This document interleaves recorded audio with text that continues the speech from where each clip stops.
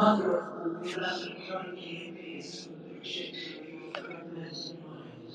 If you could but recollect your great unborn nature, I am the lady of the void, my ageless body adored within this place. I am the mother of all blessed harmony and peace from the trajectory of your fragmented mind. If you could but recollect your great unborn nature, I am the lady of the void, my ageless body adored with endlessness. I am the mother of all blessed harmony and peace from the projector of your fragmented mind. If you could but recollect your great unborn nature,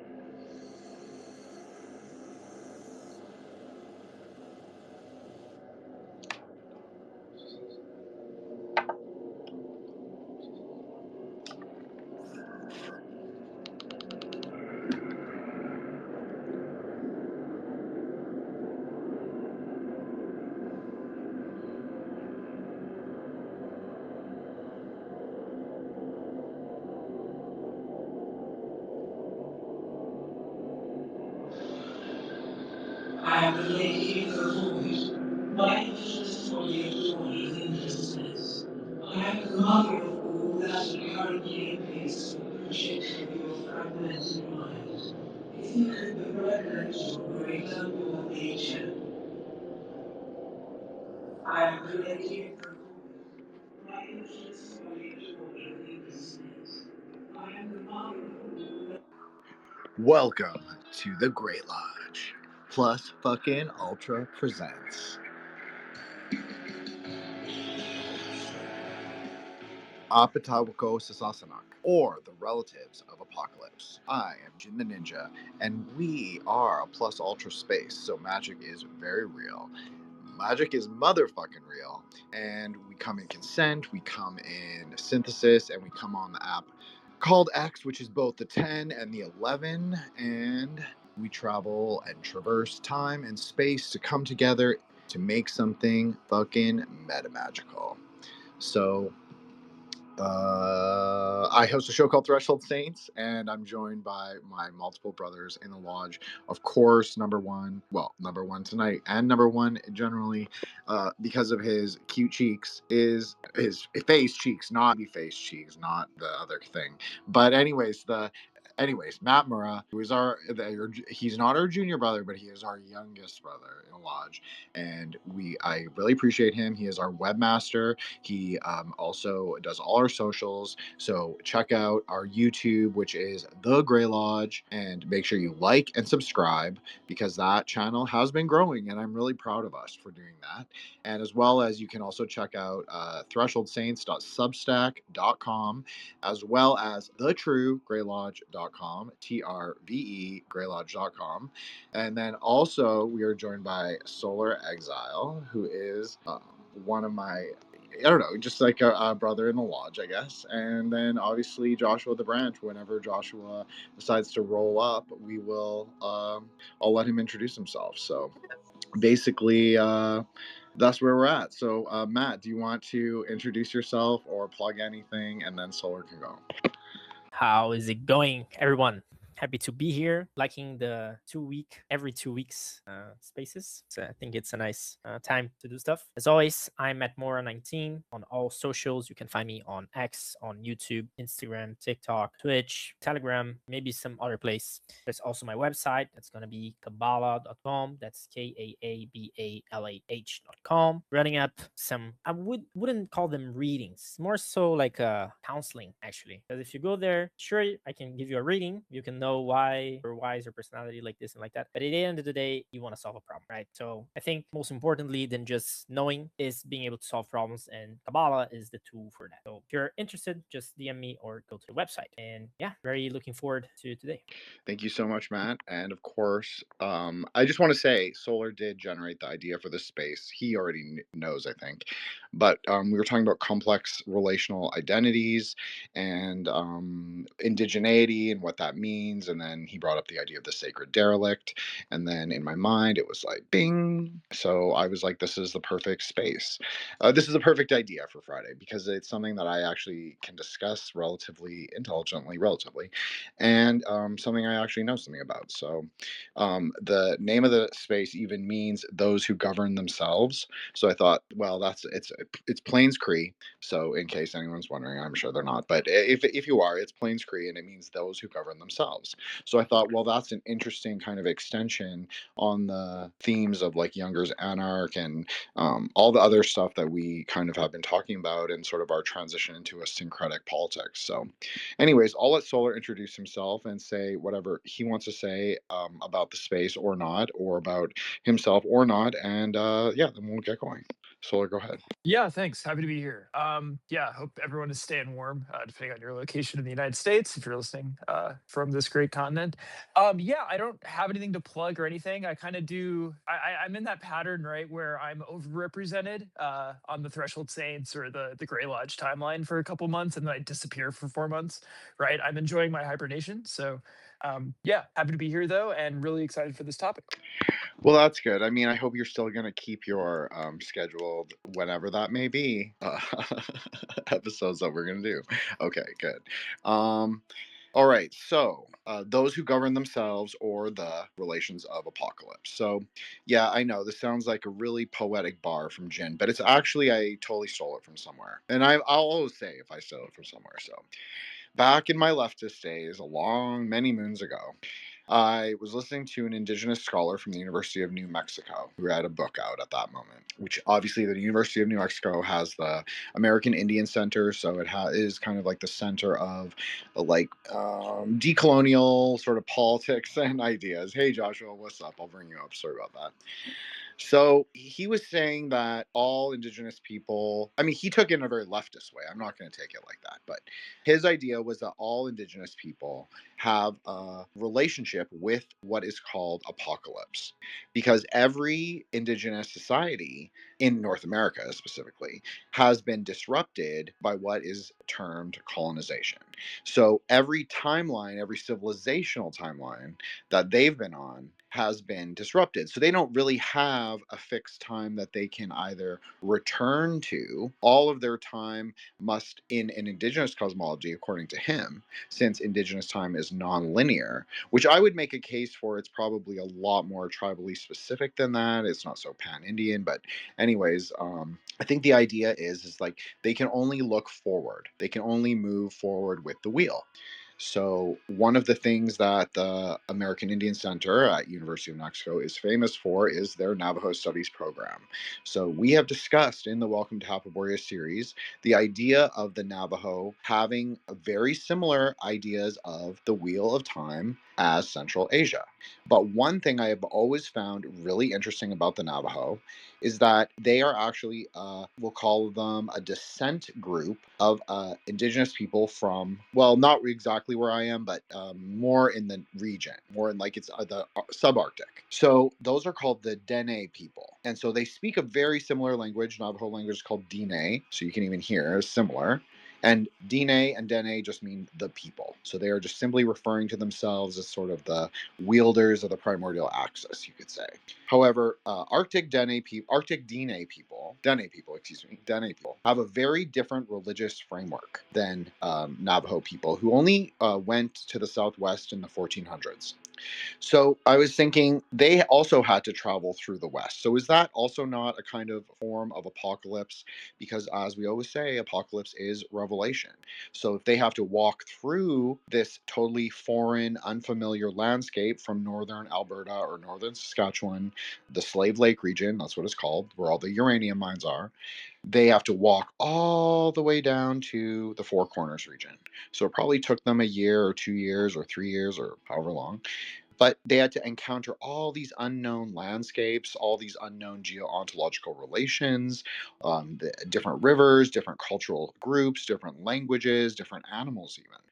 So even though we technically colonialism is blamed for this kind of disruptions in the indigenous timeline, as I like to posit, and as I think we all like to posit, if we are truly agential, then a kind of journey like that, like this one, of people from the north traveling to the south, I think that would also classify as apocalyptic. And we also know that this is true of the Ute people from northern Utah, who later became known as the Aztecs, who walked on a very similar journey, a vision quest journey, as the story goes, to find the sort of marsh island where the eagle is taming the serpent as Mexico City. So I just thought that could be an interesting sort of like a jumping off point. Like, what does it mean to be relational in times of apocalypse? So that's kind of the theme. Anyways, I'm going to let Joshua introduce himself, plug himself, and bring up anything he wants. Joshua, please go ahead. Hello, hello. It's about Shalom, folks. Thanks for joining us. I really like that about the apocalypse. What it made me think of was how similar it is to the story of the Exodus, and how each, like you were saying, a lot of these cultures have that kind of relationship to an apocalypse in terms of we've traveled or ventured or migrated or overcome the elements and all these trials and tribulations. And it kind of reminded me, I know this might sound funny, but it's like the we was kings thing, right? Like if you have that experience in your ancestry, it's something in a way to be proud of, or kind of explains your roots or whatever, right? But anyway, I haven't done anything work-wise very recently. Oh wait, I did record something with King the other day. We did a King and Branch episode. We did an update on Dark MAGA. We discussed what's going on in Greenland, the network state that's being birthed there, the dawn of the new world order and all that jazz. So if you want to hear more about that, check out that episode. But it's a pleasure to be here. And I think we're going through our own apocalypse right now. So I think, through that lens, we can kind of appreciate some of these other stories like you were mentioning. Well, it is interesting because obviously the Greenland thing is happening, so I can't say it doesn't play a role in how I am thinking of what's going on and how I'm sort of reappraising maybe past knowledge from my, as I called it, my leftist days. Yes, Joshua, please go ahead. It's funny you mention that, because just today I saw a couple of posts in the old Fallout games. Canada had already been annexed by the US. And so it's kind of funny that we're only now seeing what's probably already been known by people in the know, how they put things in media and stuff to kind of seed it out there, Very good. I agree, Joshua. Okay, Solar, please go ahead. Yeah, so I'm sort of like thinking about this in the context of the original discussion that we were all having, which was the context of the sort of like the state of the res, right, for Native Americans. And I was speaking in the American context. I know it's fairly similar in some cases in Canada. I'm not personally familiar with that though, so bracket that off. I'm glad you just brought out Fallout, right? Because I'm thinking about like my, again, sort of like personal exposure to like res culture, and I'm thinking like I'm not sure which is worse, like the fallout of a post like nuclear winter like scenario, or just like endless like alcoholics and meth labs, like 6 to 1, half a dozen to the other kind of a situation there. I don't know which I'd choose to live in if I had to make that choice. I do think there's something interesting happening, right? So I've often made the comment that the Manifest Destiny and the Westward Push was essentially like a eugenic like synthesis moment, right? Where yes, basically the best of the genetic and cultural stock, the culture-bearing strata of the Native American tribes, to the extent that they could be said to exist at all, because they weren't really a high culture. But the best were probably mostly killed off in warfare. Speaking of the men, at least. But then of those survivors of the initial contact, so those that weren't either casualties of the fighting or immediately killed off by like new diseases, like in the first 5 or 10 years, they basically GTFO'd and never looked back, right? If you know anyone who has like native ancestry, they probably left like within a generation of the sort of formation of the res system in like whatever region or like nation that they're from, right? Which, because it varies by like decade, depending on where they originally were in the continent. But yeah, basically, if you were like capable, if you were high agency, if you were like reasonably high IQ, you got the fuck out. And then you basically assimilated within a generation or two. If you were lucky enough to be from the Southwest of the United States, you probably like pretended to be Mexican and then like assimilated, quote unquote, as a Mexican into Southwestern American society as like America proper, like pushed like to the coast, right? With the gold rush and shit. So this is all to say that like the remnants that stayed on the res were basically like low agency, low capacity losers. And I say that not in any judgment. It's a particularly difficult, it's a fucking tragedy of history. Okay. And they're like living in like the sort of sacred derelict. So the res operates as this kind of like haunted place in the imaginary of the tribal diasporas, right? That are scattered and diffused in terms of blood quotient, right? Like diffused throughout like the American populace, right? Like the res exists as this like sacred place. It's the home place, but it's also fucked up beyond belief, right? It's sort of like, euphemistically speaking, like nuked from orbit, right? In Fallout terms. And at the same time, though, there's this thing that like prevents the full migration of peoples, like Jin was kind of framing, right? Because there's this institutional reservation system that brackets off a discrete and immovable parcel of land and ties that to blood. So now it's sort of this blood and soil thing, even though there was no organic relationship between that soil and that blood in most cases, because they were arbitrarily constructed after displacement, right? And they're usually non-functional in terms of like economic activity and maintaining, like weight leaves. Anyway, so it's like having a hyperborea that you actually can go back to, but it no longer functions as the site of like it can no longer or it's like a hyperborea fucked up theme park that's adjacent to where hyperborea used to be, and it can't move on and the people can't move on because there's these institutional structures that incentivize them to just stay there and cash welfare checks essentially, as opposed to leaving like the best of their people, and becoming part of this new sort of hybrid synthetic emerging American culture. So yeah, it's kind of interesting how that's played out. Like things that were supposed to be merciful or supposed to be honoring to these people in some ways has tied them down and prevented them from playing playing their full part in the ongoing unfolding of the American project. Very well said. Thank you, Solar. I assume you're done. Okay, you're done. Okay, good. I mean, not good, but I just mean it was very, very well done. And I agree, but I'm going to problematize it for a second. But not because of what you said, just because I think it's maybe a context that you're unaware of, since, as you said, we have to partition north of 49. So, which is fine, but I'm going to unpartition it, liberate, from the river to the sea, all that. So we're opening the wall for temporarily, the cognitive wall at least. And so there are people called Métis people. I think we've talked about a little bit before. And so Métis people are Plains Cree, Ojibwe, a little bit of other things, but those are the two main. So it's mostly Cree and Ojibwe. So people from the northern plains, northern, like Saskatchewan, Alberta, Manitoba. So basically, they intermarried with French and Scottish woodcutters and hunters, and then those children intermarried with each other, meaning like with other mixed people, and then they would intermarry sometimes with more French people or more Scottish people, etc., etc. And then eventually they reached ethnogenesis in the 1880s, under really it was the 1860s, but we'll call it later because they only really became like a full people under the law later. But you could say as a people recognized in their own minds and their own perspectives perception, it was a little earlier. So it really sort of culminated under this leader called Louis Riel. So I'm really obsessed with Louis Riel. I think Solar knows this. I think a couple of you actually also know this. But he said he was a prophet. So I obviously don't think I'm a prophet, but I just think it's interesting that he thought of himself as one, that he was sort of relaying the manifest destiny of God. Obviously, he was a Catholic, but he was like a syncretic Catholic. So that's maybe what makes him even more interesting.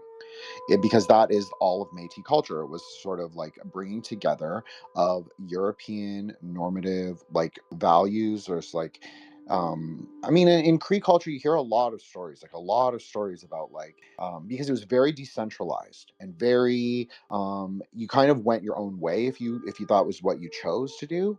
So you could break, like the bigger group could break into smaller compartments. And those compartments could join other larger compartments or not. They could just be like on their own. But for the winters, usually people came together. Now, as we have often discussed, wherever you have like healing modalities, we'll call it quote unquote white magic, all of these sort of like rituals of civilization, quote unquote, you also will find transgressive currents underneath. So one of the things that you will find often in Cree mythology is the idea of the Wendigo, or the person who eats. To become a Wendigo is not quite a werewolf. It is an act. It's a transgressive left-handed act that where you eat the flesh of not only another human, so that can be one way to transmit the quote-unquote virus, but in general, the first act of violence committed by a Wendigo has to be against one's own family. But there's actually multiple ways to understand this. You could say it's an act of transgressive, we'll call it non-killing violence, or it could be an act of cannibalism. So these sort of like Wendigo cults would develop, and then they would sort of like, very similar to the Gesar story, which we all, well, at least me, I often reference. They sort of have to gather the warriors of the eagle, the warriors of the creator, whatever you want to call it, God, and the warriors of the mountain god, we'll call it, and they would go to war against against these like sort of demonic hordes of the Wendigos. And so you see this kind of like play out in all the battles of the northern tribes. And in fact, you're going to ask, what does this have anything to do with Métis people? Well, I'm getting there. I promise I'm getting there. Eskimo people in Canada are actually called, we usually refer to it as Inuit. And the reason is because Eskimo actually is a Cree word, and it means meat eater. So if you understand the context from which this name arose, it actually was the Cree people saying that Eskimos actually eat corpses. That's the implication. I'm not saying they did or didn't. I'm just saying that was the implication. Now, there are Alaska natives who do call themselves Eskimo. That's their own business. I have nothing to do with that. I don't have a commentary on that or anything. That's their business. But I'm just saying that is how it's considered to be culturally correct.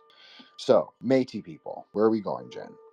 Well, Métis people traditionally inhabit, I feel so left-hearted right now, they traditionally inhabit what is called Treaty 8 territory. So this is formerly known as Rupert's Land, or the Hudson Bay Territory. So you can see that there is a kind of perennial story that traverses from the far, far western part of British Columbia to all the way to Hudson Bay. And if you understand how indigenous ethno-linguistic, like the sort of the language families work, you will actually understand that is the whole continuum of the Algonquin language family. So that's kind of interesting, right? That it's going all the way to a place that is now in contention in the news. So basically, Métis people I forgot the exact year, I think it was 2014, it could have been earlier. I apologize, it's been a long time since I've even referenced this in my mind. But they actually were granted a shared treaty territory with Treaty 8. Now, you're probably wondering, what do the numbered treaties have to do with anything? This is not American, Jen. Okay, I get it. But there's something really magical. Since we are a metamagical space, treaties are mithric, as JRJ says. Jason Giorgiani, please come on Threshold Saints. But yes, treaties can be a mithric tool, or they can be also apotheosized, in my personal opinion. They can sort of take formation as a greater ethos, but they don't have to. But for indigenous people, who you could say often had a kind of Mithraic or proto-Mithraic religious tendency or inclination, the treaties were very important. In fact, they are worshipped, and in fact, they are even, you could say, embodied very much physically by their. They put them on wampum belts, basically, with glass beads. So all treaties, all the numbered treaties, are also physically represented with artifacts, you could say, of these glass beads on ceremonial belts. One of the really interesting parts of these belts is that the glass bead trade was run by these quote unquote Métis people, these half breed people. That's who ran the glass bead trade. And in fact, they also informed the characters that were then used as frequent objects of art in the actual like wampum belts or the mucklucks and all the like the shoes and the all the beading that they would do. It was actually Métis culture that was more informing the rest. So like when you look at the Dakotas and you look at like their beaded mucklucks and stuff, they don't call them mucklucks, but I have to use my language, right? So they basically, though they were using the forms of Métis culture, but they may have thought of them and taken of them, and obviously we've talked about this, taking and making.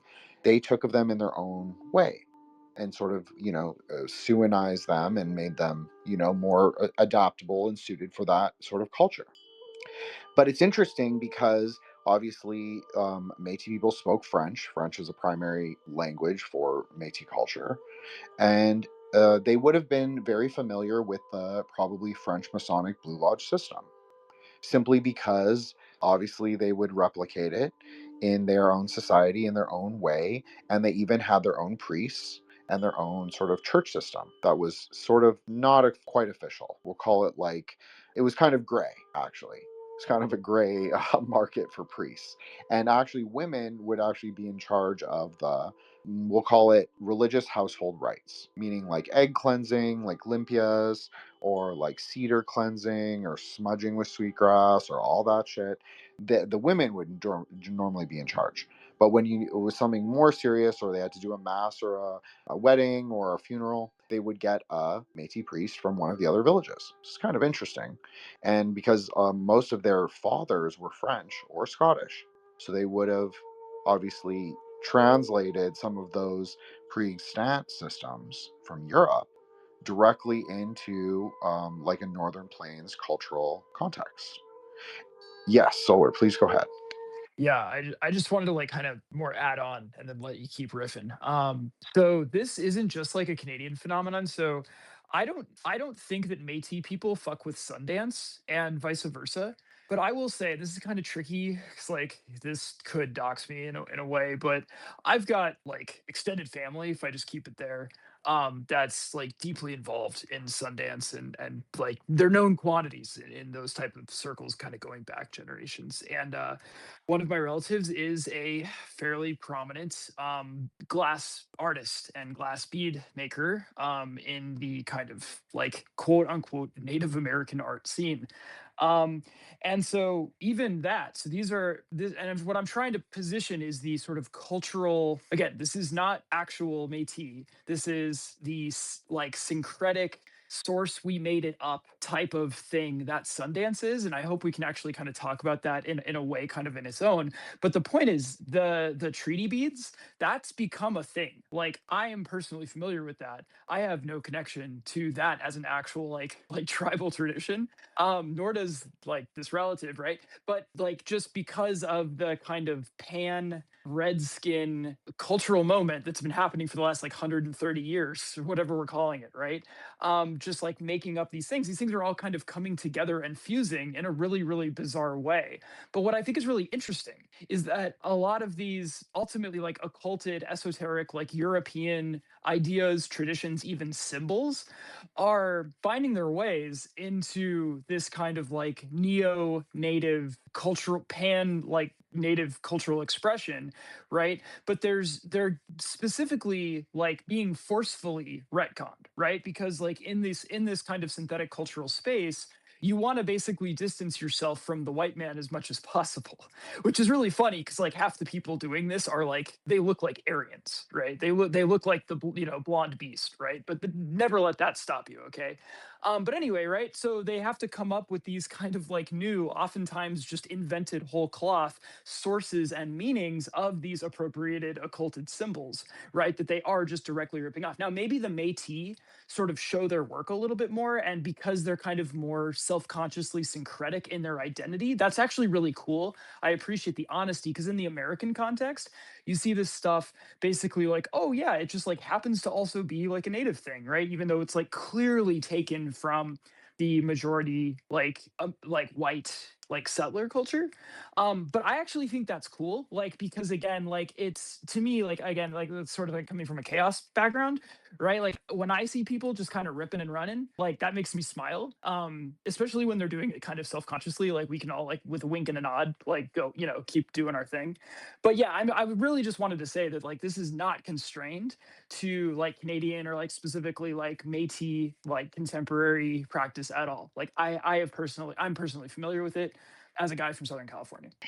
Thanks, Solar. I totally agree with that. So I only use the Métis people simply because I'm the most familiar with them, and also because they're an interesting example of people who are embracing kind of both identities.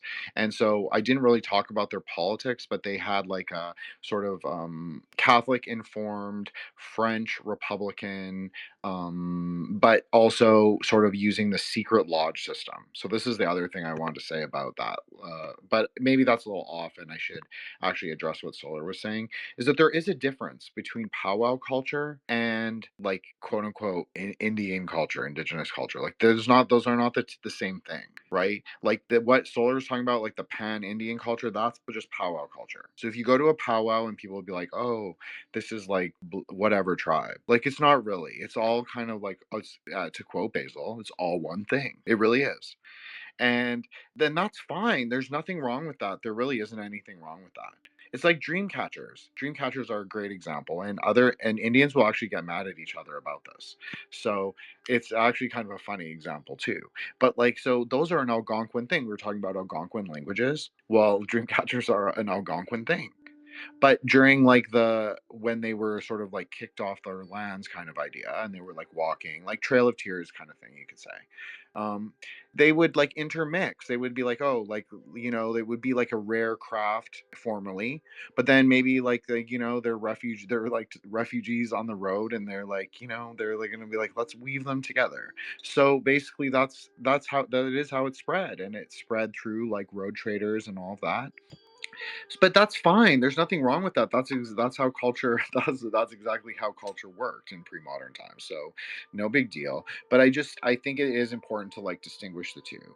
But then also Solar made a great point about the res, and it's like it is the culture that you find there might be times it is also a reconstruction. So, and that's not to say everything in it is a reconstruction. Like Sundance was brought up. Sundance is a major thing in Canada. It's still practiced. It's mostly practiced by, interestingly enough, Athabascan, meaning Dene or Dene people, the precursors, the ancestors of the Navajo. Those are the ones who carry on Sundance the most. But it's obviously because Cree people, there's about 1 million Cree people here, and I'm actually using like a more real number. Those are the people that would generally participate in things that they would call a Sundance. It's interesting. Anyways, Joshua, please go ahead. This is a fun conversation. Thank you for bringing this topic up, by the way. I had a couple of, first of all, I had a funny thought I wanted to share. So as you're talking about the beads and how they were exchanged culturally, and I couldn't help but think of them as like a type of currency. And in why it is we've talked about money in the past, like what constitutes money or what makes something good money. And so glass beads arguably, could suit some of those, right? Especially if they're rare and so on and so forth, durable, etc. And I couldn't help but think like, no matter what it is, it has to be something tangible like that typically, right? And how today, somebody would try to sell you a picture of a glass bead and call that an NFT or whatever. It's just like, I don't know, man. But the thought I had that I wanted to ask was, so in terms of like the function of the beads and maybe the purpose of dancing in general, or what might be the mechanics going on here, like, so knot work, dream catchers, these sorts of things, how do they work? Is there something about the weirding way that things are intersecting, where spirits are enamored with these so is there something there about knot work that maybe we can touch on, or are these beads serving another purpose, etc.? Because when they dance around, they're probably like making noise and stuff too, so I was trying to imagine what one of the functions might have been. Okay, so that's great, Joshua. So I want to address one thing, the solar side of that. I'm going to address exactly what Joshua just said. So the Aryan thing, like how a lot of the chiefs, or not just chiefs, he didn't specify, but I'm saying. So one thing is interesting. You heard me bring up Treaty 8. But in fact, all the numbered treaties were signed by people who, not all of them had blue eyes, but like Treaty 6, every single one of those gentlemen were not only very mixed race, like I'm talking like only a fourth native, really, if you're going by quantum. They were those treaties, Treaty 6 specifically, interestingly, was signed by people with blue eyes. So I don't know if that means anything. I just think it's cool. I don't know. I've talked about it a little bit before, but I do think it's interesting. And you can tell, like, there are, like, I talked about this with a guy, Australian guy, way back when I first started my show, named Grub. And Grub talked about how the Australian Aboriginals actually could understand some of the magical system of the Westerners. And I kind of agree, because there are like certain things that maybe you would recognize if you've had certain kinds of vision quests. We'll use more like native shamanistic terminology tonight, I guess. But like Sephirotic experiences, or maybe you can recognize certain things. So those are the things that, in my opinion, that get codified into magical societies rather than whatever. I don't think it's handed by a deity, but that's me, right? You don't have to believe that. You can have a different opinion, worldview. That's totally okay. But so what I think is interesting is okay, so that was that. Okay, Blue Eyes, treaty signatories. There are 10 treaties, interestingly enough. And the treaties are thought of in time. So I thought that was actually also interesting. Is that each treaty is considered to be like the indigenous people who fight for the treaties legally consider time to be in perpetuity, forever, or infinity. But the Canadian government actually thinks of the time as finite. So that is actually also interesting if you want to consider it metaphysically. Okay, yes, Solar, sorry, go ahead. Yeah, no, so big grain of salt for this answer. Big caveat here is that a lot of this lore is really suspect, right? And not just like my specific source that I'm going to cite in a second, but I think in a lot of cases, I say this really sad, right? Like we're talking about oral cultures that were then like devastated by like a sort of series of catastrophes, right? I'm not trying to be all like libtard about that, but it's just kind of a fact. And so there's been like, really fraught attempts, I think, to try to like extract and systematize and formalize the beliefs, practices of these peoples by especially like academics who are like three generations off the res or whatever, going back and trying to like, sort of like reconstruct the authentic thing, quote unquote, but they're bringing in a lot of back from the other 7/8 of their blood, right? And I'm not saying that's like an inevitable thing. It's just in my experience, it's very much there. So, like in my case, like this relative who's this fairly prominent person is also like a like OG like hippie, right, from the Bay Area, right? So like a lot of and she's like respected, right? She's like whatever, pretty famous person in this space. But if you ask her, it's like how much of this is actual like authentic like lore, and how much of this is like, oh, you're like an OG hippie, right? So I don't know. It's kind of hard to separate. But again, in 100 years, how much is that going to matter, right? Because like people like academics who like interview this family member, right? It's like, oh, you're talking to an elder, right? Quote unquote elder, right? And I mean, she is. But at the same time, it's like, there's a lot going on there, right? So whatever. But to answer the question directly, right? So it's been, as it was kind of explained to me, and as I sort of like came up through this, You're operating, so every person, but particularly people who are like called to engage in kind of deeper spiritual practices, not necessarily like a shaman, but anyone who goes to like sweat lodge, goes on like a vision quest, things like that, right? You're operating in, it's actually kind of interesting in this like kind of mediating relationship between the group of people of which you are a part and the broader environment, and not even necessarily like explicit like spirits, although there are, right? So there's like there's like spirit worlds, and then there's just like the physical world in like the kind of secular like materialist sense, right? And the idea is that like it's less kind of like discrete and individualistic, where like in the way that at least like these people that I've seen kind of like co-emergent with their environment and sort of like responsible for sort of rectifying imbalances that come up. And I'm not just talking about like, oh, like, white man cut down forest, but I'm talking about like, oh, we have like, this person did something that sort of like brought in like, whether they, what you want to say, like a specific like sort of, they invited a spirit that shouldn't be there, that's disturbed, or like they, did something without like making the proper like offerings, like whatever. We need to like sort of purify, we need to sort of like set the situation right. Right. So there's this sense that there's this kind of like eternalistic kind of balance, right? And the more you know, the deeper in you are like tuned into this, like you will be called upon with greater responsibility to sort of like set the pieces back to where they should be. But I really am trying to emphasize the degree of like systemic thinking in this, in the way that in which like none of the pieces in this system are really like truly independent of each other. So, but again, like how much of that is like an actual like quote unquote like authentic native way of speaking of it, and how much of that is like hippies infusing into it, who can say, Those are all great points. And I just want to say for the record, but I'm really speaking to Solar, is that if any of the brothers want to be shamans, like, yeah, Solar, I know you want to be a shaman, it's fine. Just go be a shaman. I don't care. I'm not going to yell at anyone. That phase is over. Letting it go. I am not going to police anyone. I really can just police myself, honestly.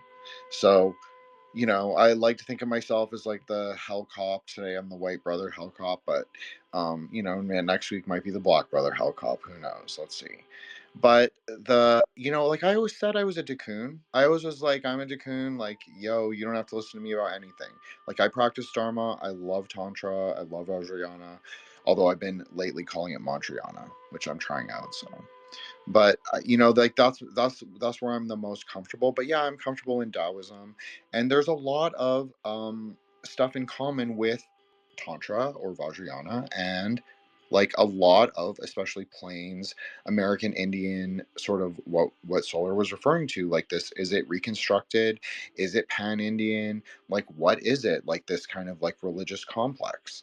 So I think the most useful way I always found of like sort of understanding the religious complex, because it is quite dissimilar from how we would think of religion and more of institutional frameworks, is I always use the dances because that's exactly what people in university would do, like professors, and that's how all the books would talk about it.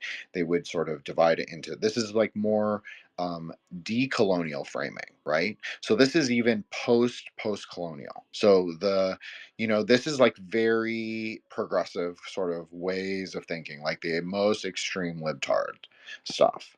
But there is actually something kind of interesting in it, but I agree that it's a framework. It's not like return with a V. This is not like a indigenous conceptualization of themselves. This is like filtered through a postmodern academic lens. Yes, Solar, please go ahead. So one of my biggest issues, because this will get to a gripe that I have that also kind of further addresses Joshua's question. So one of my problems with this, and again, this is coming from a guy who's spent a lot of time, like particularly like behind a torch, like making glass beads, right? Like I've fucking done a lot of this stuff, right? There's this idea that if you just do the thing, without any kind of like ritual preparation or whatever, like if you just sort of reproduce the culture, if you just like act as a link in the chain, that like the things will happen. And I think this is an incredibly reductive frame. It's like, cool, so we've lost the sort of magical grammar that originally accompanied a lot of this stuff, we've lost like, I'm just picking a number here, but we've lost like 70% of the thing. And so we're going to ferociously cling to the 30% that we have, and then do our best to like Xerox that into infinity, right? Like into the horizon of the perpetual future. And then like imagine that it works. Now I think a lot of it does work, just because that's like how a lot of like magic kind of works, like basically with like focused will and intent and stuff like that. But I think like a lot of the juice is like irreparably lost, just because we don't really know how to do it anymore, which is really sad.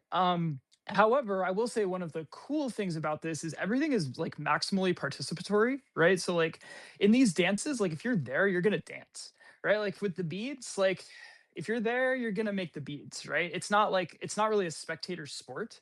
So I do appreciate the degree to which like the practices that do still exist that are carried out are like everyone is involved, and there isn't that distinction between like practitioner and like layperson. Like as a layperson, you're just fucking there, like you're going. But that said, I think there's like, I really think you would have to try to like rebuild some of these systems like structurally from the ground up. Like I appreciate that more now that I've learned more about like Dharma, Tantriana, and then like Western esotericism as well. I can like just see how much is gone.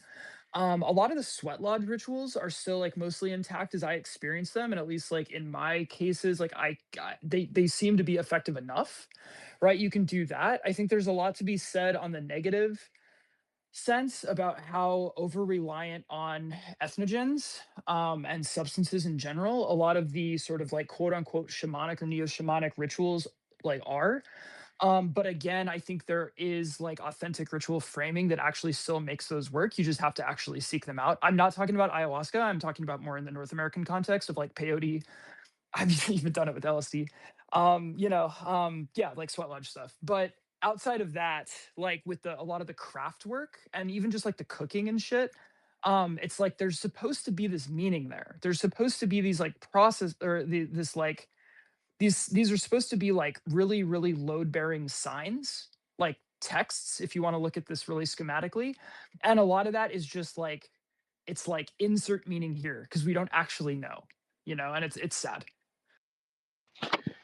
That's a great point, and wow, are you surprising me tonight? The so that is a great point. Is that these are highly grammatical societies. These, yeah, load bearing signposts. That's a perfect way to say it. These are societies that will say like every little thing means something. Like if you go to a powwow, they will say that about the eagle dance that the boys do or the hoop dance. They will be like every little movement, every gesture means something. And like sure, it does mean something, but how much of that is like your applied, like you're kind of like applying what you think it means rather than what it actually primordially meant. And I think also said the same thing, but that sounds more peripheral, and it probably is. But I mean, it's inevitable. It's just like a very Canadian sort of like exposure, like whether it's through the Stampede or just like living in like some cities. Like Vancouver's a very indigenous city. Edmonton's a very indigenous city. Winnipeg is like they call the most indigenous city in North America. So like maybe you're just this is maybe different from Americans, but like your level of exposure is quite it's quite normal, to be honest. And like also people's like multiracial. I know. This is so libtard, but the truth is like the majority of people that I knew had complex identities. I'm talking about even people that were like Matt, that were like children like Brazilian or Mexican or whatever they were. I'm not saying those are the same, man. I'm not saying, but I'm saying that it was just like everybody sort of navigated this complex identity within the scope of national identity. But in terms of race, it was very much, a lot of people do carry indigenous ancestry. It's just is an inevitability of Canadianness. And so you saw a lot of the scholars sort of rebuke these ideas that, well, you can show like 70% of the prairies has indigenous mRNA. So this bothers a lot of people because as Solar said, it does become like a blood and soil nationalism. But really, quantum is just fractionations. It's not really identity. It's just legal categories of like being. And I think that, yeah, Solar, please go ahead. No, I was just gonna say, well, the thing is like the like decolonial, like post-colonial people, the libtards, whatever. Also like the blood quantum people. A lot of which again is tied to like government disbursements and like political bullshit, truly bullshit. They can't stop the like main thrust of this though, because here's the thing, man. Like, and again, everyone I'm sure is like familiar with this. Like, if you read fuck, what's a good example? Don Webb's Uncle Set Knox guide, right? I think he mentioned somewhere, he's like, oh yeah, if you're like a rough and tumble, like wild biker dude, don't learn like ceremonial, like hermetic, like magic, go do like drug trance shaman shit, right?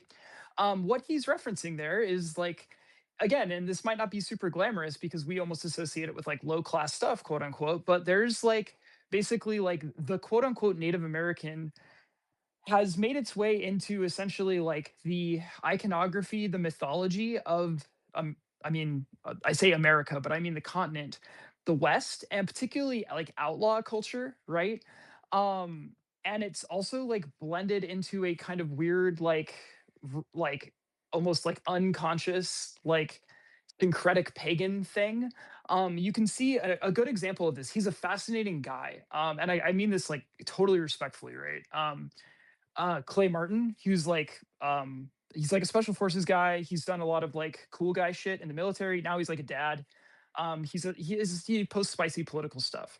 I'm referencing him for a reason. This is going somewhere, right? So he's I don't know which nation he's from, but he's like his handle is way off the res, right? So to give you an idea, right? He's some kind of like native Mischling, right? um he's like super into like Germanic paganism, right? And at a very like non-scholarly way, right? He's a great example of this kind of like bringing together outlaw culture, biker culture, and just generally like violent person gonna kill you, fuck you culture, like vibe of America, mixed with like Native American spirituality in a very like again powwow culture sense, little heathenry, right? Like you may not like it, but this is like authentic um American spirituality. Like I'm just gonna say it, right? Like this, for better or worse, like this is like the sort of spiritual culture of America, much more than like being a Lutheran is. You know what I mean? Um, I'm not saying that we have to uncritically embrace that we have to all go that we all have to go LARP as that, but like you can see like, you know, deer antler dream catcher decals on the back of rusted out pickup trucks heading down, the highway in a rural area, right? There's like an inherent outlaw, like sort of anarchist or like libertarian, like just kind of like a fuck you type of like vibe to all of this that I think is so deeply embedded in the American psyche and in American pop culture kind of at this point that frankly like I like that has legs with any more serious or intentional sort of recapitulation of Native American spiritual practice, right? Like there's a tendril of that connects with like hippie new agers. There's a tendril of that which connects with the actual like serious like Native American reconstructionist people. It's explicitly expressed in like powwow Sundance shit, right? But I don't want to go too much further without acknowledging that there's a sort of substrata here that is in the minds of tens of millions of people, whether they know it or not. That is really potent, and it's interesting as a sociological phenomenon. Look, I'm never gonna be cool with the Odin thing. This is not for anyone in particular. I'm just saying that. Like I'm flexible, read like, moving with the water and the wind. I'm cool, but like, but I'm saying also you all are shamans. I said it's the Aeon of Scions. So maybe I'm moving into a post magical framework. Just an idea. So I think it's all kayfabe to me, but that's just me, right? You can have whatever beliefs you will. So basically, I just think there are some, but I agree with what Solar said. I agree with like the bedrock foundation of that. Like there, that is the American spirituality. Now, from my like observation and understanding of many different sort of tribal religious ideas, the sort of like singular idea is of one creator for the most part, or they at least have it all widely adopted this idea and then syncretized it with their own thing and then sort of retconned it back. But that seems very complicated, and I think it just is makes a lot more sense to in general view it as like a lot broader system of pantheism or panentheism, and seeing like the spirits, just like we talked about with the mountain god series. Like we talked about how the mountain god is the apotheosis of all the, you know, dozen denizens, the yakshas and the yakshinis of the mountain. He's kind of the embodiment of all of them. Well, then that's kind of how you could think of the universe too, like with the axis mundi, right? And like the mountain is the perennial axis mundi for pretty much all native people. I mean, sometimes it's the forest, sometimes it's specific mounds or whatever. I know that's a very favorite of the American magicians is the mounds and all that. But you know, until they start levitating upwards and outwards and or whatever on those mounds, like recorded on camera, like live, I don't know. I don't think mounds are that special. That's just me. Yes, Solar, please go ahead. I've just got a kind of a question for you about like where you think these people are going with things. Okay, the reason I'm asking and trying to sort of like bring this back to the framing of the space, the conversation we're having. So like I'm only peripherally familiar with the like Mesoamerican stuff. But it's my understanding that, for example, the Aztecs and their sort of like prior cultures, the Maya, etc., got really into human sacrifice because they believed that they were essentially like forestalling the apocalypse, right? That if they if they just committed like an ongoing just like omnicide of slaves and captured warriors and whatever, that they could essentially forestall. I don't know, like in the Aztec case, if it was like the fourth or the fifth apocalypse, right? But it was the end of the world. And in a sense, euphemistically, to the extent that the like the conquest by Catholic Spain was the apocalypse, like that failed, right? Like just nakedly, right? Like, okay, well, you were, doing this to like forestall the apocalypse, but the apocalypse came. Okay, sorry about that, right? In the same way, maybe less dramatically, a lot of like, again, based on my exposure, a lot of sort of like North American spiritual systems were based on this idea of kind of like perennial stasis, right? Like seasonality, cyclicality, but like we're kind of in a sort of like forever mode, right? And that for a while seemed to be like inexorably like interrupted, right? Because obviously like the dominance of European settlers on the continent meant that the status quo had forever changed. 30 years ago, it looked like an inevitability, right? There was never going to be any waning of the sort of like American settler colonial power, as they would have, maybe phrased it, or as graduate students would phrase it, right? But now, I don't know, right? Like things are looking, as we've talked about on other spaces, things are looking a lot shakier for the next like 200 to 300 years on the North American continent, like for those like liberal democratic societies, you know? And so that makes me kind of curious. Like, I feel like I would be a lot more excited if I were more deeply invested in this, right? Like if I were a powwow like person, so to speak, right? Now I would be thinking about, well, as this empire that washed over us and almost succeeded in sweeping us away, but didn't, as it fractures and fragments and falls apart in slow motion or maybe in fast motion, depending on how things go, right? Like, what's next for us? Like, are we going to try to sort of like reconstitute the old boundaries, the old lines of allegiance and tribal affiliation and things like that?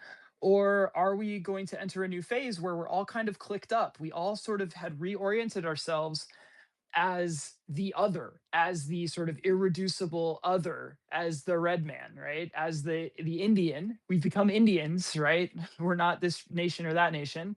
We're all in this other category. Like now, do we play a part as that in sort of moving the wheel forward, in turning the wheel? Does that make sense? Right? Because there's no kind of going back to, in my mind, to the sort of pre-settler modalities. So now, but now it looks like there's actually like possibilities like open that did not seem open like 30 years ago. I'm not saying open right now, but like, you know, the next 50, 100, 300 years. Well, I do want to address that question, but I also want Matt to go. So I'm going to put a bookmark in that, and that will be my next thing I address. But Matt, please go ahead. Right. Sorry for not talking too much, by the way. Just was busy thinking about some other stuff here, but was listening. It was very cool. I wanted to add some more context on what Solar was talking about, the Mayans and so on, and also some other thing about the. I mean, you guys have been talking mostly about North American natives, but I have some things I can talk about the South American ones as well. So yeah, basically the Mayans, they had their sacrifices just like, I mean, if you think about what Catholics got from it as well, they kind of do also the different, obviously, but in a way representing the same concept of, again, sacrificing something. And they would do it in part for the time thing, where they had this calendar of them, like the Tzolk'in, which was the more cosmic calendar, or rather, they had two calendars. One for the moon, it was roughly the moon, like 260 days, and another one for the sun, right? So it's like a solar and lunar calendar, and they had their own cosmology in theory that then would again turn the wheel and then see, oh, it's going to be like a new age instead of it, or was initiated. The altar sacrifice was that, like, okay, let's stop this or whatever, but it's always like the inner thing is more so getting something in exchange for some other thing, right? Is like what we do even nowadays. We don't have to butcher someone in the public, but we do our own sacrifices. And that's not me trying to defend the guys. It's just saying, like, from what I studied. Also, the what's it called? Hunabku, I think, which is what the guy afterwards, kind of new age guy, syncretized it with Christianity again, created something out of that.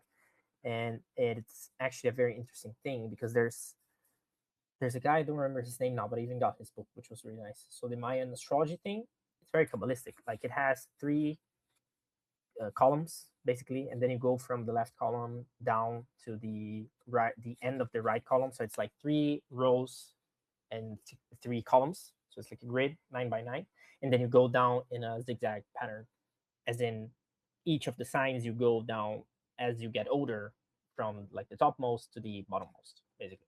So it's a very interesting way to put it. And they have their own little things and so on. So that's very cool. Also, regarding the South American ones, like Solar said as well, there is a lot of reliance on entheogens, but not just entheogens, just like substances in general. For example, you have one for each sense, actually. So you have, first of all, something like sananga, which is for the eyes. So it's like a red thing that you put in your eyes, and then supposedly it was for the hunters to help them perceive more. And I mean, if you do it, I did a couple times. If you do it, your eyes may just get super active, and then when it ends, you indeed have more perception of things. So that comes through your eyes. Then you have hape, which is through the nose. That, again, the guy basically blows it into your nose, and it can be done with many different herbs, sometimes with tobacco, sometimes with jurema, which is another one that they mix also with ayahuasca and so on. And that, again, comes through your nose. So it's the smell of the thing, and it gives you more power. It basically, if you're in the middle of the ayahuasca session, it's almost as if the things that you're seeing are there to hypnotize you. So it's like, in a way, the thing that you're trying to get control of, it's like hypnotizing you to say, hey, look there, don't get control of yourself, just go looking there. And when you do something like haper through your nose, then you kind of scare it. It's like throwing a smoke bomb into the thing, and then now it's like, okay, I got control back, and then you can use better the technology of the thing. Then there's ayahuasca, obviously, through the taste, so through your mouth. And there's kambo, which is toad poison thing, where there's a specific ritual, if I'm not mistaken, you can do. Like, first it kind of burns your skin, so you put it into your skin, it burns once, and then you do like 3 points, then 7 points, and something like that. Like, it takes, I think, 21 days to do the full ritual thing, So you do it once and then twice and so on. And it's like this, it literally makes you, like, I never did it, but I saw other people doing it. It makes you look like a frog while you're doing it. Like you inflate, basically. It's like Senin mode from Naruto, you know? But it's from the, you take it topically. So that is very interesting. I don't remember anyone through the years. I guess that would be the last one. But then again, maybe you don't need a substance for that. You have all the songs and music they play in the rituals. Then you would have all the five senses being activated very differently, right? So I think that's very interesting. And in a way, it kind of makes sense. You're getting the information from all these plants and things and minerals which were there, exchanging information for millennia, and you're just tapping into that, right? And you don't even need those things after you realize that you can just. It's like when you want to work with spirits, right? I want to work with the spirit of a planet or the spirit of an element and so on. That's what you're doing. So like they call, when you are using ayahuasca and then you enter into the state, they call in Portuguese força, which is like strength. So you can enter in the strength of ayahuasca, but you can also enter the strength of the winds, of the thunder, of the fire, whatever it is, right? When you understand it, then you don't really need the substance, because you know you can produce it inside yourself. It's just it's like a cheat code. Nothing against it. It's just then you understand, okay, I don't need it, because obviously when you do use it, you become very much there and not much here. So it's hard to balance between being in this world and being in that other crazy state. So I'm pretty sure there were other ways as well that they would access such states. For example, I don't remember the exact region, but they would do something like you would have to go either underwater or inside a cave. And that was obviously an allegory because you wouldn't go there physically, but you would go there in that place and you would have to fetch for a treasure. And the one who got the best treasure would come back as the shaman, the head shaman, let's say. So again, you would enter in this state, non probably with the help of entheogens, but not necessarily. You could just like do other things to kind of get there, right? But there's a lot of stuff, and it's funny how it evolves, because again in Brazil, I don't know how it works in America, but in Brazil it got syncretized with everything. It was its own way of surviving. So it got mixed with Christianity, it got mixed with the African religions as well, especially Yoruba, and it just became these small little things. So you have the codes and whatever that come from the entheogens, which to me is a little bit ridiculous, to be honest, because again, the point of the thing is not the plant itself, is the knowledge that the plant can give you. And then when you learn that, sure, move on. You don't need to go like some people do, like they go to ayahuasca retreats every other weekend. Like, come on. Then you're just like a drug addict at this point. So again, always there's some klifa to the thing, but it's very interesting to see again how it evolved and it keeps evolving, and how it's so openly talked about, especially in Brazil, because here it's actually legal to do it. It's like a religious thing. Even the mushrooms, you can buy them in theory, not for like you're not going to consume them. In theory, you're going to study them, but yeah, come on, it's like a breach in the law. But yeah, just wanted to add some more context to the conversation. It's going. Thank you so much, Matt. So I just want to say one quick thing is that yes, magic is a process of consciousness. That's so obvious. Like if anyone's listened to the space, they should know that that is like I would say like a perennial opinion of mine at least. I can't speak for anyone else, but certainly I do think magic's a process of consciousness. I think the we was hanging for like the primordialism. I'm not really down with it. I'm really like I believe in like the Aeon of Scions. Like I'm into a post magical framework. I am not into this like we must like rediscover our heritage and all this shit. Like no, let's just like embrace like where we're at, the land we're on. Like let's like talk to it. Let's like build those dialectical relationships. Let's like Matt was saying, it's like it's about syncretism. It's not about breaking things apart. Knowledge is so much better together, in my opinion. So anyways, Solar, yes, please go ahead. Yeah, thank you so much, Matt, for bringing in all that. And actually, it's funny, you connected me to maybe a slightly deeper explanation of something I mentioned earlier, in practical terms. So this relative I keep referencing, and again, it's not just her, but she's a good example. So I feel like she kind of gave the game away a little bit because her like secular day job, when she isn't doing like cultural either art or like ambassador stuff, was paying the bills by being an art therapist. And spoiler alert, a lot of the magical practice is essentially like um directly related to therapeutic practices, but then like employing certain like sort of ritual procedures and cultural sort of trappings to guide and focus and intensify the experience, right? So for instance, in like glass bead making, oftentimes, again, which if you should just do it if you ever have the opportunity to go to a studio and sit behind a torch. It's just really cool and fun. It just for its own sake, right? But it's this very like meditative experience, right? Where you're sort of like concentrating visually and your fine motor skills are like really attenuated, but then you're doing something, it's kind of repetitive. You're sort of spinning this thing around, managing like the heat. It's very cool. You get into this kind of like weird altered state. And it's a state that a lot of stuff can come up. Like I don't, again, I've already sounded very like libtard on this call, but I don't want to say like traumas and stuff like that. But unresolved contradictions, hurts, whatever, have a way of manifesting themselves into your awareness in a space like that, right? And so in from that context, you would go to, let's say, this person who's kind of overseeing it, but who's also like a spiritual elder, right? And you'd start a conversation, a dialogue, right, about like some of these things that came up, and you'd get guidance from this person, this sort of like magic woman, right, medicine woman, who is then going to give you some advice and essentially design like a ritual, like path working is basically what it is. Like, if to use like Western esoteric language, okay, we all know what we're talking about, that she would never call it that. I don't even know if she knows what a path working is, but I do, and I know that's what she's doing.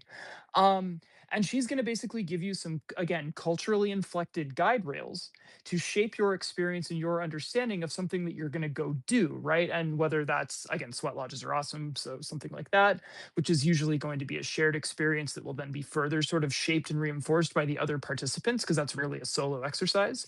But it could also be like going like into the woods, again, not even necessarily like on a substance or whatever, but just like, but again, it's not just like, oh, I'm going to go walk around in the forest. It's going to be under the kind of guidance and with the advice of this person, kind of trying to give you a specific way into the problem that emerged from within, doing the cultural practice, bead making, like knot weaving, whatever you were doing, whatever came up, even just like doing a dance, right? And you like felt something, and a lot of this sort of system put together relies on the insight and the wisdom of that elder to be able to kind of diagnose what this person is bringing to you, and then to give the right suggestions and the right kind of shaping to shape their trajectory in designing the thing, right? So it's a lot of weight to put on someone's shoulders, but someone who's good at it can potentially help like dozens of people, hundreds of people.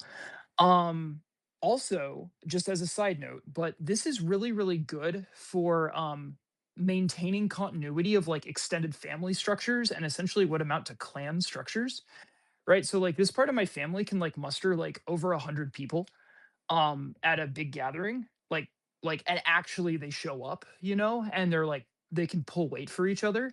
That's something that a lot of people can't say that.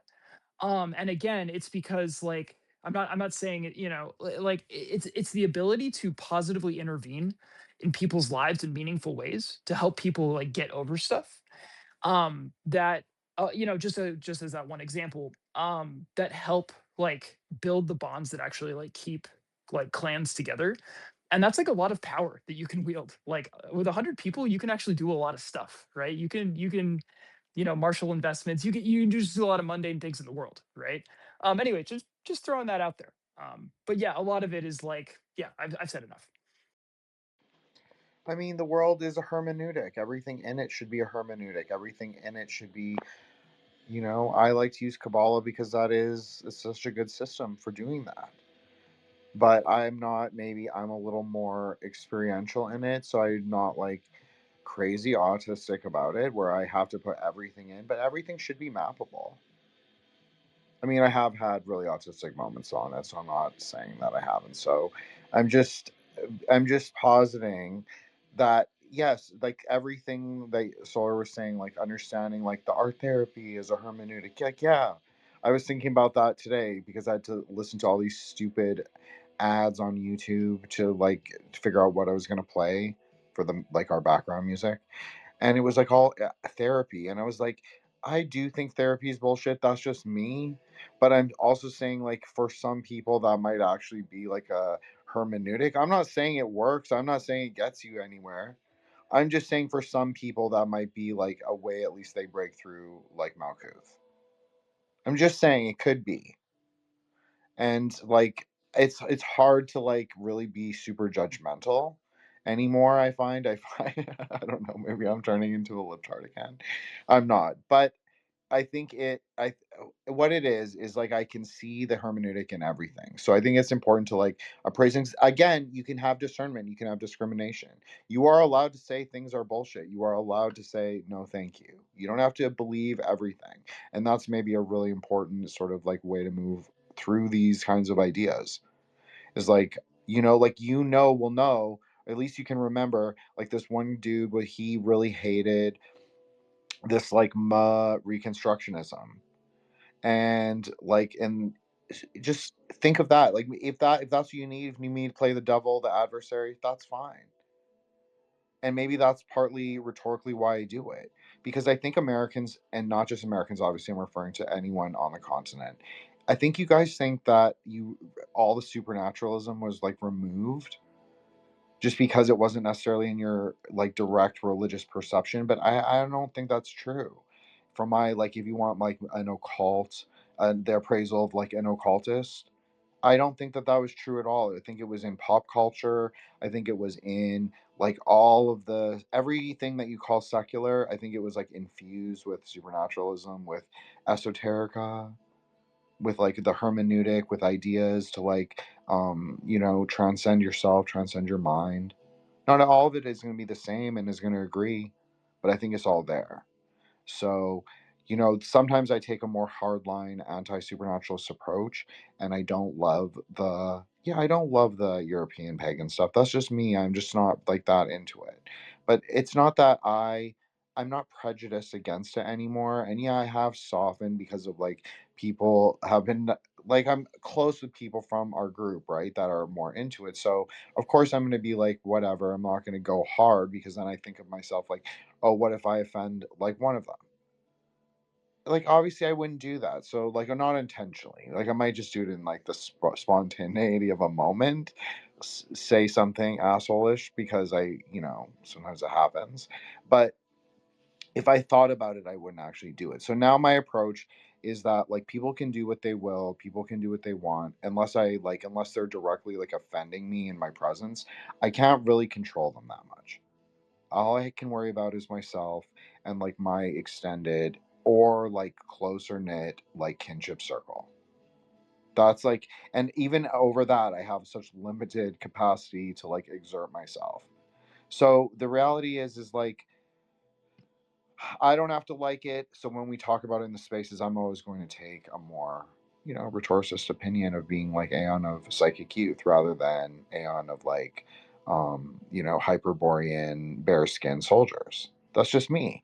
So, yeah, I just wanted to say that. Okay, Matt, sorry about that. Go ahead. Oh, it was great. I just wanted to compliment what you said at the very beginning. If your tree cannot map something, then sorry, your tree is not complete. That's just how it goes. Like if you're missing something and your system cannot explain it, then yeah, you're by definition your system is incomplete. That's not a problem. You just need to keep working on it. But so many people get fixated on the, oh no, I want this system, and then labeling and naming and so on. And then, no, the point is not the system. The point is that it works.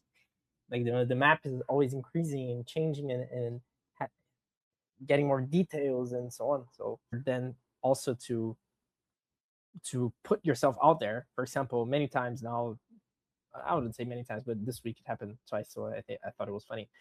People thinking if I say Kabbalah, for example, I mean the Jewish Kabbalah or the Hermetic one. And no, I don't, because if I did, then I would limit myself to just those explanations, and they have nothing wrong in them. It's just that they are not complete. They literally have one perspective. It can be a big one, but it's just one. How can the Mayan perspective, for example, that we were just talking about, or the native North American perspective, or the South Native American perspective, or the Yoruba perspective, or the Asian perspective, how can all those be the same if they're not from the same environment? So there is a need, in a way, if you want to create a system that involves all of them, to not be stuck in just one. And I think that doesn't get said enough sometimes, or rather understood sometimes by people. So they prefer to just be in a group and so on. It's like, yeah, sure. I mean, reap the results that this will give you. Just don't confuse things. And there was another thing that I want to talk about while you were saying. Let me see if I can remember it pretty quickly. No, not yet. If it comes back to me, then I'll say it. But yeah, just wanted to put that out there. Okay, I have a really quick thing, and then I'm gonna let Joshua and then Solar go. Cosmic time, we were talking about this, like native people sort of walking through, like having a sort of eternalist, maybe more like Edenic sort of like a vision of their own history and of themselves. Well, okay, so maybe unless you're like Chakra Samvara, you're not actually clicking the wheel. And so we only have the choice to sort of progress with the wheel and the aeon as it is turning. So I agree that it's maybe not the most useful or fruitful thing to search for like the perennial keys of like the lost system so we can like unlock the, hyperspace kingdom. But I actually do think it is all rectifiable in your own mind. So I think that we could actually like cultivate mindful practices, and actually maybe that is the foundation for all magic. So anything that they reconstitute like after us, in the next aeon, they can like say like, okay, these like crazy chaos, like syncretic, like neo-Gnostic, like Dharma bros, they were onto something. Here we go. Consciousness is the root of all magic, first principles. So let's see what they can do with it, I guess, in the next aeon. Anyways, sorry, Joshua, go ahead. Thank you. So I wanted Matthew mentioned something about the trees being incomplete, and so I'm really glad I got to go after you. Let me read this from John chapter 9, verse 6. We see Jesus performing a path-working ritual where he says he spat on the ground and made some mud and applied it to the man's eyes and said, "Go wash them in the pool of Siloam." And so the man went and washed and came back seeing. But here's what's interesting. When he did it first, he looked up and he didn't have full vision. He saw trees walking around. And he's like, I see people as trees. And he's like, we'll wash them again. And then he had full vision. And so I just wanted to offer up that. Praise God. We have an example there of some path working that Christ prescribed. And of course, he did that in various different ways. But that just is what came to mind. Thank you.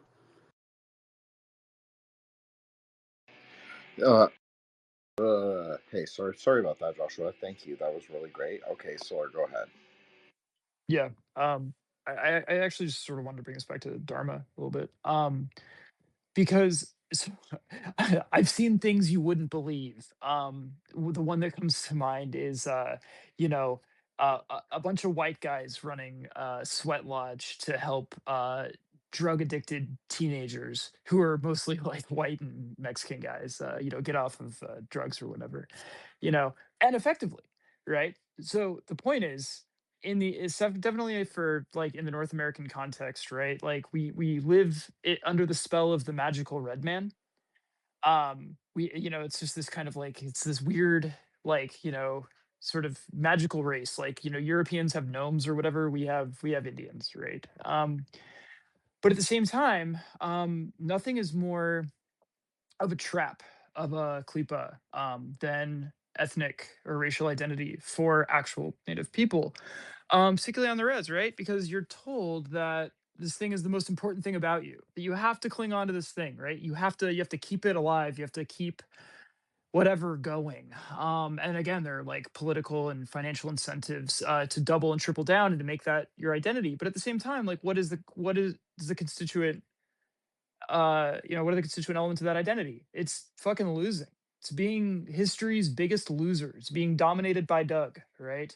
You are like giga raped, um, and so I think that can trap people into essentially a non-workable frame, right? Where they make their principal characteristics, the things that they identify most strongly with, are also encoded with these negative ideas about themselves collectively. And that, of course, like becomes an individual thing too, right? So they're essentially just like burdening themselves unnecessarily because they're told that if they don't do that, then they're like betraying their ancestors and everything that matters, right, before them, right? It's a horrible predicament to be in. And so it's in kind of in that context where I think that a slightly looser, I mean, obviously I'm biased towards the Dharma and towards awareness practices in general, right? I think there is room um to bring some of these things kind of onto the path, so to speak, to engage meaningfully with ancestral practices or sort of neo ancestral practices, whatever, again, because most of the stuff is just winging it, frankly. That's okay. Things that might have an emotional and cultural resonance, a personal resonance with people, right? To feel like they're sort of like doing their duty, that they're continuing this thing in a meaningful way, while at the same time not becoming so fixated on um the history of it, the particulars of it, that I think drag a lot of people down. Where there's no kind of way off the res, so to speak. Anyway, it's just something I'm really sympathetic to, I guess. And to me, I think that the more syncretic approaches offer actually much more fruitful ways forward. And I'm encouraged when I see those things being kind of courageously and ambitiously developed. I think there's a lot more juice to squeeze there than really doubling down into the pure kind of reconstructionist approach, because again, you can't get out of the frame of colonial domination with that, either politically or just in terms of self-conception, and into how you conceive of the telos of your own people, right? Because like there's nothing that comes after the apocalypse kind of in that modality. That was really great. I like that you said Klipa. I'm sure you've said it before. This was just a particularly memorable time since, you know, we've been Matt and I have been secretly trying to resuscitate that word and bring it into sort of the parlance. So I'm glad that you're helping us carry that torch, Prometheus. Okay, thanks, great. Joshua. Okay, sorry, Joshua. Go ahead. Earlier, I was thinking of the Age of Galilee, or the Sixth Epoch, which is that age of Theosophy Society stuff, Age of Aquarius, and all that. I think it was Alice Bailey and a few others, but some of those people were into maybe Dharma and Buddhism. I'm not sure, but anyway, that's what came to mind, because the goal there was to mix people together on this continent of North America and create like a new human race or whatever. So anyway, just this conversation we're having is kind of reminding me of all that. Well, it should, because that's exactly what it is. I mean, maybe not a whole race of people. I don't know about that. Like a Ubermensch, no, I'm not. That's not my particular worldview. So maybe that is not. But I think that in general there is some truth to like the Esalen Institute and sort of this like New American wayism, you could call it, or New American Dharma. I think there's absolutely a Dharma here. I think that the right, and I like the idea of Tantra in general is that it is a syncretic system. It is bringing all the different parts of Central Asia back into the primordial one, which is obviously empty. But it's still useful to understand these things. And again, it is, I agree that it is probably not the most useful to be like autistically like looking at everything for their like purest episteme ever. I agree that is not the most useful thing. Although I have been guilty of it before. I agree. Dharma is the way. Dharma is the way, but there's so much that we can learn from certain ways of being in the world. And I agree, if people need to do their Indra black sun worship like secretly on like the back of a mountain, okay, more power to you. I'm never going to do that. But that is completely fine. Um, you know, the truth is like we don't really know what North America is, in my opinion. If we're like talking about like what this place is and who we are as a people, like I don't even think most people even, I don't really believe that people have like a greater even conception of those things, like who they even are, much less who they are interconnected with the people. I think it's more lower impulse sort of like behavior of like being connected by like these kind of klipas of identity. That's just my opinion, but I know I'm a Mishling. Okay, Solar, go ahead. Sorry, I think there's something really important to like distinguish here. And it's kind of funny. I see at least one sun red on the PFP in the audience here. So hello. Okay, because we're also talking about JRJ, right? And this is something that like it's sort of relevant to tying this all together, right? In the same way that you cannot separate like powwow culture from like the sort of like historical fact of the like emergence and then dominance of like the American like empire or the like North American like settler project, right? You can't separate the like Black Sun Indra worship guys from the context of like losing World War II.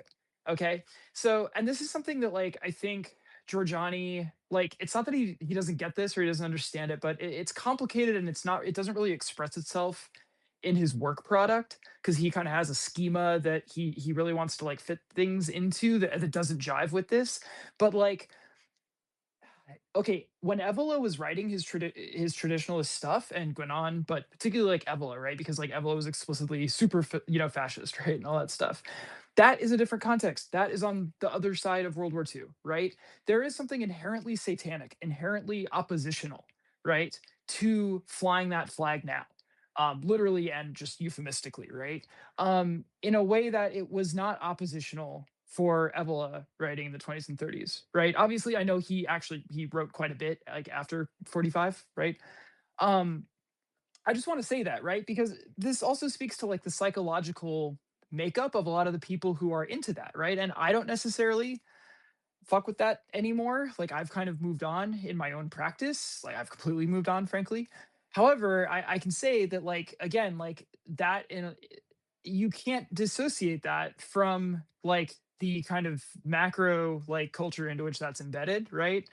And I think it's like you end up with the wrong conclusions. Like because look at who's doing the actual reconstructionist paganism. It's fucking like fringe wignats. It's guys who basically occupy the same like strata of society as guys who were like in the periphery of biker gangs. Okay. We're talking about people who are like one step removed from the Aryan Brotherhood, frankly, or like two steps, right? Right, like even like big accounts, right? Like I don't know. I don't know Tom Rousel, but like Mike from Imperium Press knows the guy who knows the guy who's in AB. You know what I mean? I'm not talking about anyone specific. I'm just like I would bet my last dollar, right, that we're at most like two steps removed, probably one, right? That's very oppositional and that's inherently satanic. And I don't want that to be like lost in the noise, you know? Again, I'm not saying that makes Indra worship cool or that it makes like reconstructionist stuff like inherently. It's more complicated. Okay, so I think you're right, but we were talking about this about like how Gen X are the real baddies of the real of like the real archons of this reality in a way. But I look, I don't find that satanic anymore. I find it more, I guess I'm just too millennial and I just find it like cringe and I just think like I don't know. I'm just like I just think of all of it as like process of consciousness, like process of mind, process of consciousness. Like I just do not see it in like the polarities like that. Like where it's like satanic or theistic. Like it's all kind of a LARP, and so that's okay. because we all have our like roles to play and things to do, but I just do not see it as like having the tensile force any longer. That is just me, my appraisal. But Solar, go ahead. Yeah, I don't think it's coherent. Like, because I think like what you're saying is if you actually dig into like the meat and the bones of that as a spiritual practice, it doesn't actually line up with like a Luciferian like left-handed current at all. And also, as we've talked about at length elsewhere, we don't need to recapitulate this. But again, if you're trying to do the Reconstructionist stuff, it doesn't actually have enough of the supporting material, like the sort of like ritual grammar and stuff. So you end up you just end up importing like Tantra at best, or just like random Hindu shit at worst, right? So like there are all kinds of like problems if you're trying to like thread this needle. I'm just saying, like in practical terms, like I don't know, like I know a guy, like for example, like I'm closely personally associated with a person who like runs like a Wignat like pagan. I think he's affiliated with the AFA now. That guy's a fucking initiate of a certain organization, right? Say what? Like left-handed path, right? Like explicitly. He's the guy who took me onto it. So I'm saying like it doesn't have to all add up, right? For there to be like a profound connection there. And I think it's worth being serious about that. I'm not saying you're not. I'm just saying like it's worth talking about in its own terms, because then we can actually like dig into where it doesn't work out. Right? Like we can actually have like a mature conversation about like the shortcomings of that type of an approach. Um I just I just think it's, like I said, this is more like sociologically interesting than magically interesting, because like magically it doesn't really go anywhere. And like I'm totally with you on that, right? And so like I guess for our purposes, it's like yeah, like that's gonna burn itself out really quickly. But it's just it remains like a really odd fact of like American like fringe esoteric culture, I guess, in the very least. No, I thought that was a great point. I think that we can have a like a very mature conversation about like the sort of, yeah, I mean, look, there's always going to be inverted conduct, transgressive practices if you have like a mainline practice. But if we are in an aeon of decoherence, which we kind of are, the polarities are just not clear. So it's a lot harder. But yeah, of course, historically, we could make like historical opinions on like the nature of this push and pull. Sure. But I also think like, does it become fruitful? Like, where are the results of the path? Like, what are we looking to do? Are we looking to reify certain like specific kinds of like ways of being, or are we looking to generate, or are we looking to um, stabilize or rebuild or destroy? Like, I would just ask, like, which way are we going? There are 10 directions after all, so but I think that obviously I do think this is an aeonic space, so I think you brought up a point actually. Frederick Chod was very obsessed with tantra, finding like this tantric kind of like as I've always said, I think the primordial story is still contained in tantra. I think it totally makes sense. I think it's totally complete. I think it is there. I don't know if it's like strictly a Tibetan thing. I don't really think so. I don't think Tantra ever really thought of itself as strictly a Tibetan thing, but I can understand that they preserved it the best, certainly. But like, like there was Tongmi in China, there's Shingon and all the esoteric traditions in Japan, the esoteric Southeast Asian Buddhism that's barely studied. I think that there is kind of like a primordial story in Tantra. But I agree that it's probably like, what does that even mean? It maybe doesn't even mean anything. Maybe the whole idea is that we kind of go away from the stories as they were. That's kind of what I think. I think that we should just be more forward looking, more progressive. I just think that with the ash is there, and the ash is the foundation, and so the flux is also there. So we can just build of it. We can just build of something totally new. I'm very much with Don Webb on that. Like, we can just tell the story as we will it. We don't have to be crazy fixed. I don't know. I think we can draw from too. Like, I'm like pro theosophically inclined. Okay, Solar, go ahead. Yeah. So like I'm gonna point to like where what I think are like fruitful sort of applications of this, right? So, and again, these things are really contentious within the pagan community for good reason. But like, you know, Flowers, Edward Thorson, etc., is still like the big daddy, like of sort of scholars, like in that space, even though he's sort of hated because he's like a Satan worshiper or something, you know, whatever. But still, like he's cited more often than anyone else. Obviously, he's an Obsessimus in Temple Set, even though he's kind of then went off to do his own thing with the Rune Guild, so he's like not around. Like okay. But yeah, you know, he's doing that, right? The last time I saw a Sonnenrad in a book that I actually read and liked, which wasn't that long ago, was the Uranian Impulse, right? Which is a work of like septenary, well, I should not septenary, excuse me, but Saturnian magic, right? Again, in a Setian context, but it's reinterpreting like the black light of the, or you know, the dark light of the black sun as being the sort of lower octave, the lowest of the three octaves of Saturn, right? Also, that book is bringing together, it's a Setian recapitulation of what? Of fucking Gregor Gregorius, right? Who is most famous for kind of working in like more and more like tantric elements to his sort of weird Masonic German like post fucking Golden Dawn thing, whatever you want to call the Fraternitas Saturni, right? But I don't want to get into like how you want to label that in the history of Western esotericism, but right. So the point is that like Flowers is very clearly doing tantric stuff. You might, I'm not saying you, Jin. I'm just saying like, you know, people might criticize his understanding of tantra as being somewhat limited or shallow in the same way that you could criticize Evola, right, for kind of having a sort of very much like Western like whatever guy's understanding of tantra, right? He's not like deep in the game, but he's still like fundamentally bringing that grammar like and leading with that and trying to like do something with those elements as like the thrust of his practice. I see that represented in, like I said, the Uranian Impulse.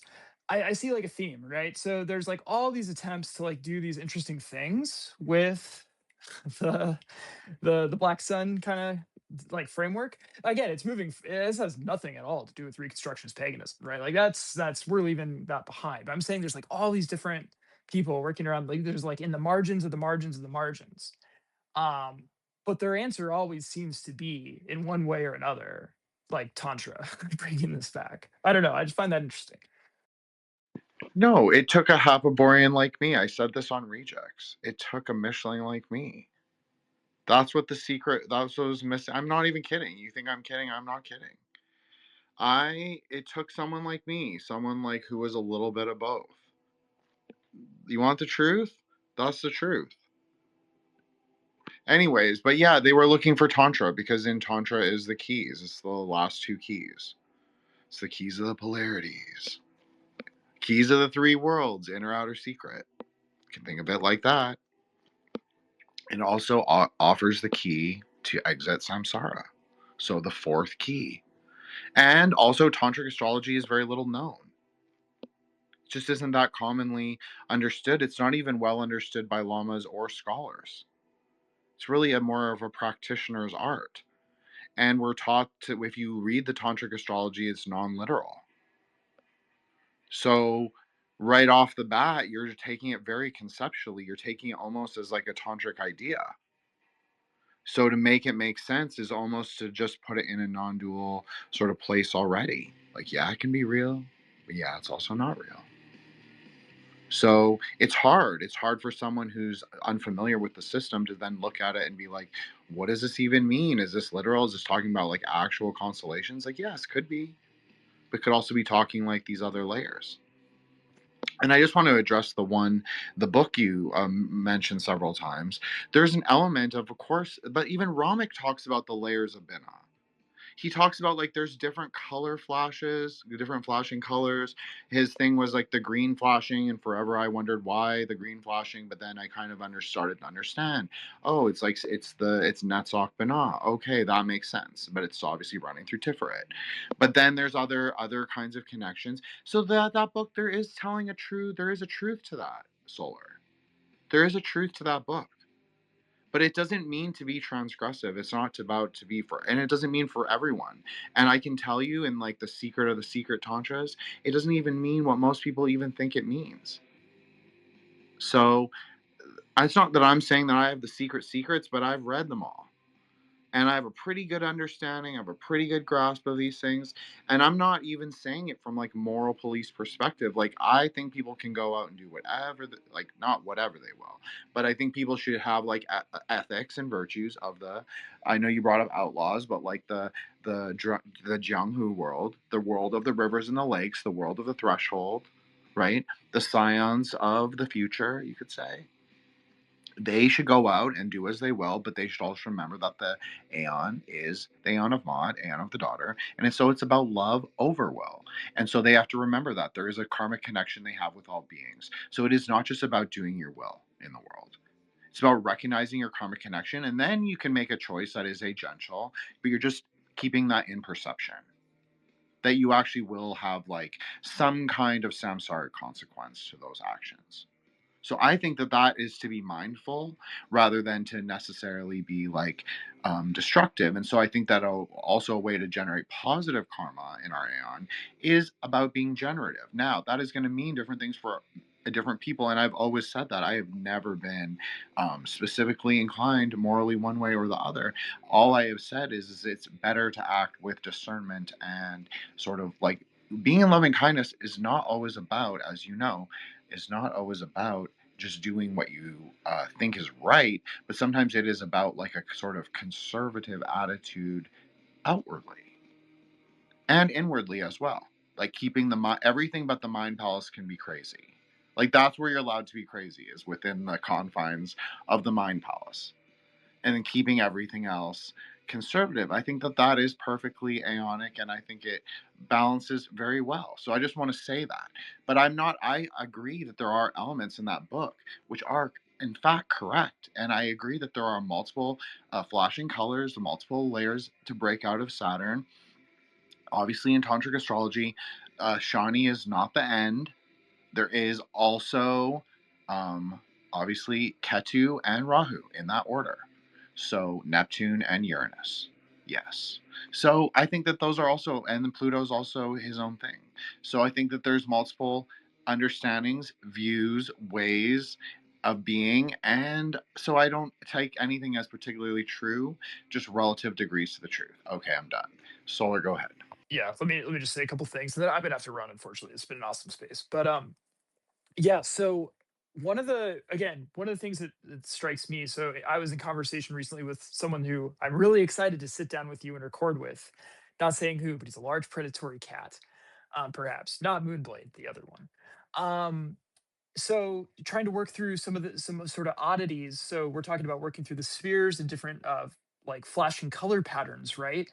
And there are some systems such as dharma where we can say, oh wow, we're experiencing these particular patterns, these irregularities, and I can actually get answers, right? Whereas if I talk to people who are, maybe adepts, experts in other systems, and I say, hey, why are these colors in this order? Like, what does this actually mean relative to, like, because again, these things are indicative of, like, whether you want to say like relative sort of conditions or strengths, intensities of energy working their way through the channels and at the chakras, right? The energy centers, things like that, right? Like there's information that's available to actually process and adjust to and practice if you know what's going on, if you know what to look for. But in a lot of these other systems, no one actually knows what the hell is going on, right? So things that are maybe that worked one way or that meant something for the guy who codified it, right? Oh, these colors appeared in this order, it works this way. He writes a book, and then everyone else coming behind him is just trying to re-implement that book, not understanding that they might have a different configuration, right? Like they might experience the spheres or experience energy working its way through the channels in a different way because of the different configuration of their particular body, system, mind, etc., right? And there's just not a depth and a flexibility of knowledge that's capable of actually like parsing those differences in a meaningful way, which is too bad. Again, that's why I've sort of defaulted to being a bit of a dharma supremacist at this point. Again, not forcefully, but just it's whatever.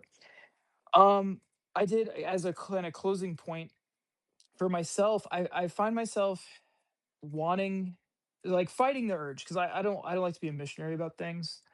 If to not just throw Dzogchen books at everyone, but when I'm talking with people who are either deep into like Reconstructionist paganism, or people who are part of the powwow circuit, right? This is kind of what we talked about for most of our session here. Be like, hey, check out this book on tantra, right? And I'm not even a tantra guy, right? Because I'm just Adi yoga, basically. I do like very, very limited like deity practices. Some, but very minimal compared to what you do, Jen. But nonetheless, like I sort of see the utility. I see what's going on, like with these grammars, like with this deeper understanding that both the Euro guys and the powwow people don't have. And I'm like, hey, just check this out. And if that's too much, I want to point them to Don Webb's Seven Faces of Darkness, his book on the Greek magical papyri. Again, I don't think it's as good, as useful, because it doesn't fully embrace a non-dual perspective, right? It's still very much like a Western magical book with all of its limitations and stuff like that. But even still, if you're willing to read it in the right way, right? When you talk about like addressing, and working with the deity in third person, then second person, then first person, right? Like, well, you're kind of getting your way into like a non-dual approach. Like you basically are kind of like face tanking your way into a tantric practice. It's just kind of choppy, and that book is more historical, but it's maybe a little bit more intelligible for someone and kind of more standalone than just like a tantra thing. I guess what I'm saying is like, yeah, trying to like sort of drip feed like little breadcrumbs, right? That can get people started in looking at things that might be, useful to them in bolstering their practices. If for whatever reason they're committed to doing their kind of ethnic practice, whether that's powwow or Odin or whatever the fuck, just because either of those things are greatly, greatly enriched by looking at tantra. So anyway, great space, guys. Love this. Thank you. Thank you, Solskis. See you later. Talk to you later. Dharma supremacy. I think I've heard that phrase before, but we won't go there right now. So I agree. I'm not a Dzogchen bro, and I think that the truth is the Dzogchen bros are winning. It is much more popular. Like my kind is dying out for sure. Like Maha Yoga, it'll be gone in a couple generations. I know that sounds like sad, and I'm kind of sad in saying that. And I think that like we even have Moonblade in the room. I think he would even confirm. I think Matt could even confirm. Like the different spirit, like the corners on the frame. Sometimes they call it. Yeah, I know they call that in Haitian voodoo. They call it like someone's frame or the spirits that surround them. They will say like the spirits in the families will change. They will like it won't be the same as like 200 years. Like there'll be new ones added, there'll be old ones forgotten. That is just how it goes. And so I do think like Dzogchen is the way of if we're talking like progressive magic, I think yeah, probably Dzogchen is the way to go. But if you are interested in like actual tantra, like real old like tantric iconography, like the primordial system, like what I'm talking about, yeah, you have to go to Maha Yoga. You have to do deity yoga. You have to understand it from Nyingma to Sarma. It's really important, and you will also then begin to understand the Indian tantric system. If you start looking at especially the Newari tantra, the anything that comes from Nepal, anything that comes from Kashmir, even on the fringes of Bengal at Kamakya Temple, at the Chinnamasta Temple, which is in Assam, that is where you will find the real tantra. If you are actually interested in like real tantra, not just like what the left hand path people thought of it, which was a lot of Kali Kola stuff, that is not the primordial tantra. And if you want to hear me talk about this, we have literally done hundreds of hours of us discussing this exact idea. So I just want to say that, and it's not to contradict Solar, but everybody actually, instead of Don Webb, and I like Don Webb, and I've cited him many times on these spaces, but for real, everyone go read David Hyam Smith. Go read Blazing Dew of Stars. Every single person. It is the non-dual approach to Kabbalah from a Buddhist perspective. This is the way forward. If you want my opinion, this is the Kabbalah of tomorrow. This is like the Kabbalah of the new Aeon. non-theistic, that doesn't mean we're going to go and be like reject spirits and god forms or anything in the world, but we're going to actually like rectify it, like Matt was talking about, in our own mind, and understanding those things also as arising in our own mind. There is nothing more Buddhist than that, and there's actually nothing more non-dual than that too. It does not mean they don't exist. And yes, I did yell at that pagan guy. And whether that was right or wrong, I personally feel it was wrong. However, anyone else feels about that, I'm sorry. I cannot control your perception of it, good or bad. And I will forever be notorious and embarrassed about that. But the truth is I was right. We do not worship husks. You should not be worshiping klipas. If you want like an aeonic kind of like way of looking forward and not being we was kangs, we don't worship husks.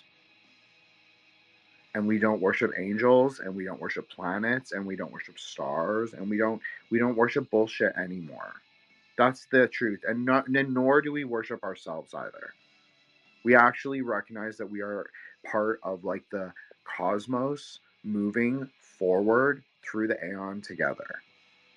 Love as the cause of knowledge. Love as our sort of like way we are interacting, the relatives of apocalypse. What is a truer relative of the apocalypse than people who are aware that they are now going through the apocalypse? And like, I'm not, like, I think all of you and anyone listening back, and I will let Joshua go after this, and this will be my last one.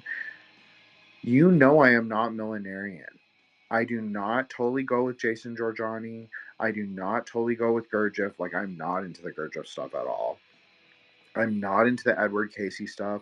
I have always agreed with Sochki and like just Hebrew Kabbalah in general that the world is made stable. The foundation is stable at Yesod, which is in our own minds. So that doesn't mean that it is like that we can't be moved. Of course we can be moved in our own minds, but that's why we have to take a high degree of agency over our own minds first. So that's what Dharma offers us, a way to take agency over our own minds first.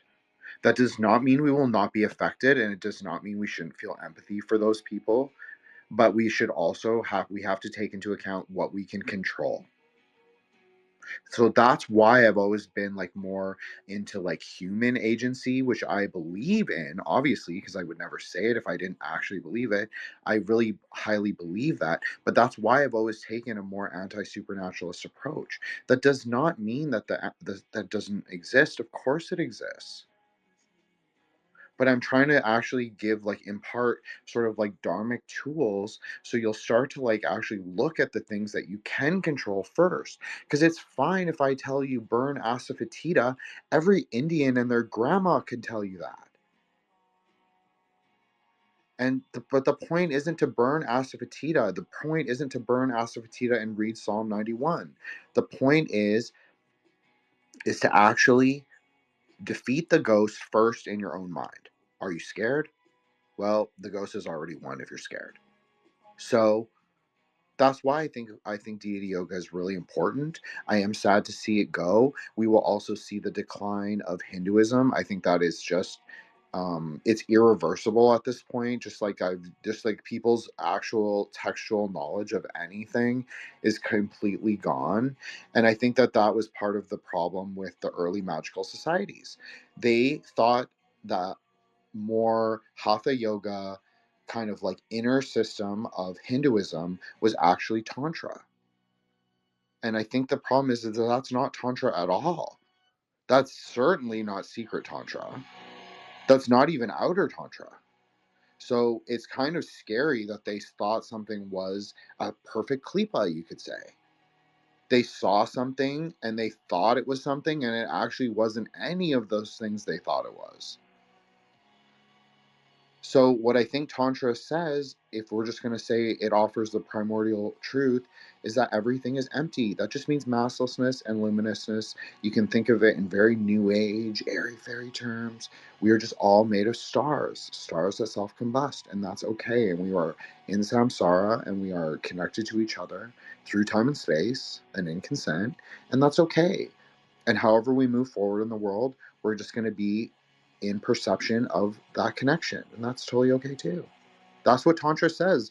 And I think that that is what everyone sort of gets wrong.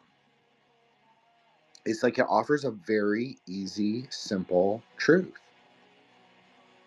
Is that most things are bullshit and love is the only way. Okay, yes, Joshua, please go ahead. So I guess I was trying to think of how to weave this together, and I think I figured it out. So I was just going to mention a couple things. I wasn't going to be ever long. I was hoping Solar was still be here because I think maybe he would weigh on this as well. But when talking about sweat lodges and all, it kind of reminded, because I've participated once, and I did think it was very similar to like a Masonic lodge or a church or whatever, because the fire in the middle actually represents the altar, I think, because it was grandmother was the water, grandfather was the stones and the fire, and of course there was the fire, which I think is the spirit. And I kind of reflecting back on it throughout our conversation, I was thinking, oh, we're kind of in the womb with the sweat lodge ritual. As the room gets more moist and humid, the ground becomes like muddy, kind of. There's a lot of sensory stuff going on. And you kind of are putting yourself in this like altered state, like he said, kind of like when you're making the glass beads. You were also offering your sweat to the fire and stuff like that. Anyway, so I think the goal of those types of things, at least one of the things that might be the goal, is to enter that state so that you kind of have the experience of epiphany, which is like maybe when a thought enters your mind. And I think one other way to kind of experience that in our mundane world is when taking a shower, which is why I asked Matt earlier, and when he mentioned having to do that, if he had any epiphanies, to let us know. So I don't know what triggers that though. Is that like a reflex for us? Is it that maybe even goes back to when we're born? In which incidentally, Epiphany is also the holiday we celebrate the theophany, or the manifestation of Christ, right? So I think there might be something to that. Who knows? Like the waters of birth and all. But I just kind of wanted to mention that. But I would have really liked for Solar to have been here when I mentioned that. But I think that fire in the middle, I kind of see it as like the Godhead, maybe Keter, Bena, Chokmah, because wisdom obviously would come from like your grandmother, like how to, like you mentioned earlier, a grandmother would know this or that, right? And of course, your grandfather would know all these other things. In the synthesis, of course, with the fire. Anyway, I didn't want to talk ever long, like I said, but there was one last thing.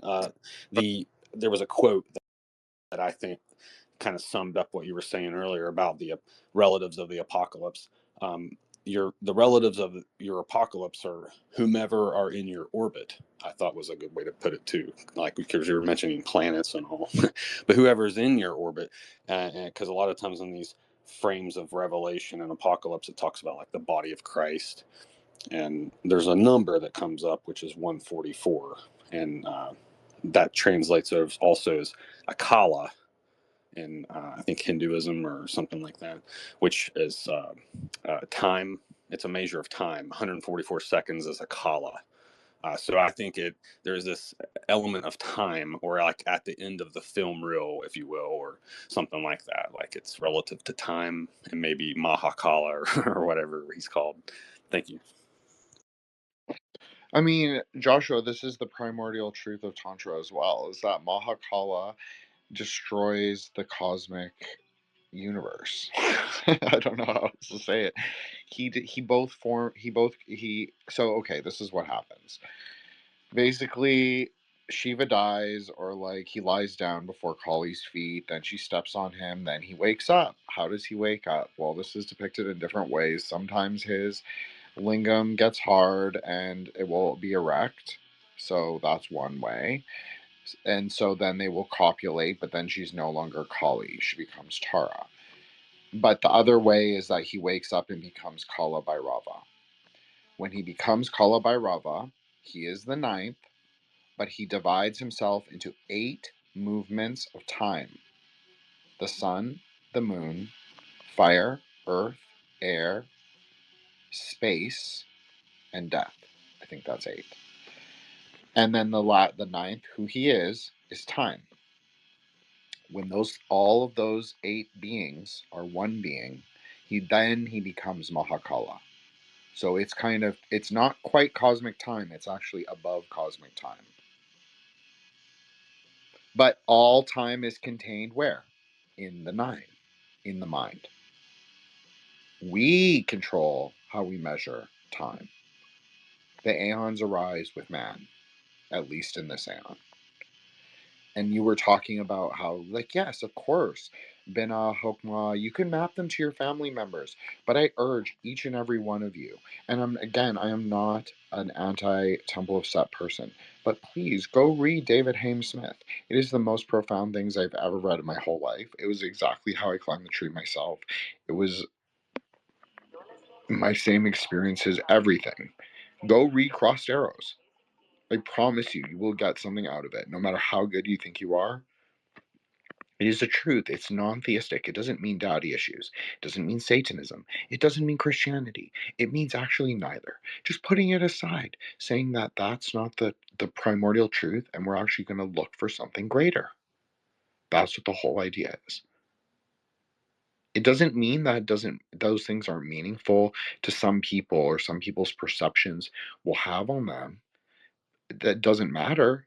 Sure, that's fine for those people. But you want to talk about like what a scion is? A scion isn't going to worry about those old systems. It's not that they don't offer wisdom and guidance. They do. But they are just referring to the tree and how consciousness passes through it. Whether you want to be a Sikh, whether you want to be a Buddhist like me, and I think we should all follow Dharma. I think that makes sense. Dharma just means the truth. Don't we all want to follow the truth? The Luciferic age makes sense. Doesn't even mean anything bad. So I think that's a good principle. There's nothing wrong with that. We're not doing anything bad. We don't advocate anything bad. I always say middle pillar, right? Loving kindness, bodhicitta framework, follow Dharma, practice Dharma, start with your own mind. There's nothing transgressive inherently in that. It's never going to be normative, because I'm not saying, oh, you must go to the church and you must like do this and do this and do this. I'm not saying that. I'm saying that if you want to, you can, but just know what, like, there are obviously karmic implications to like the way you live your life.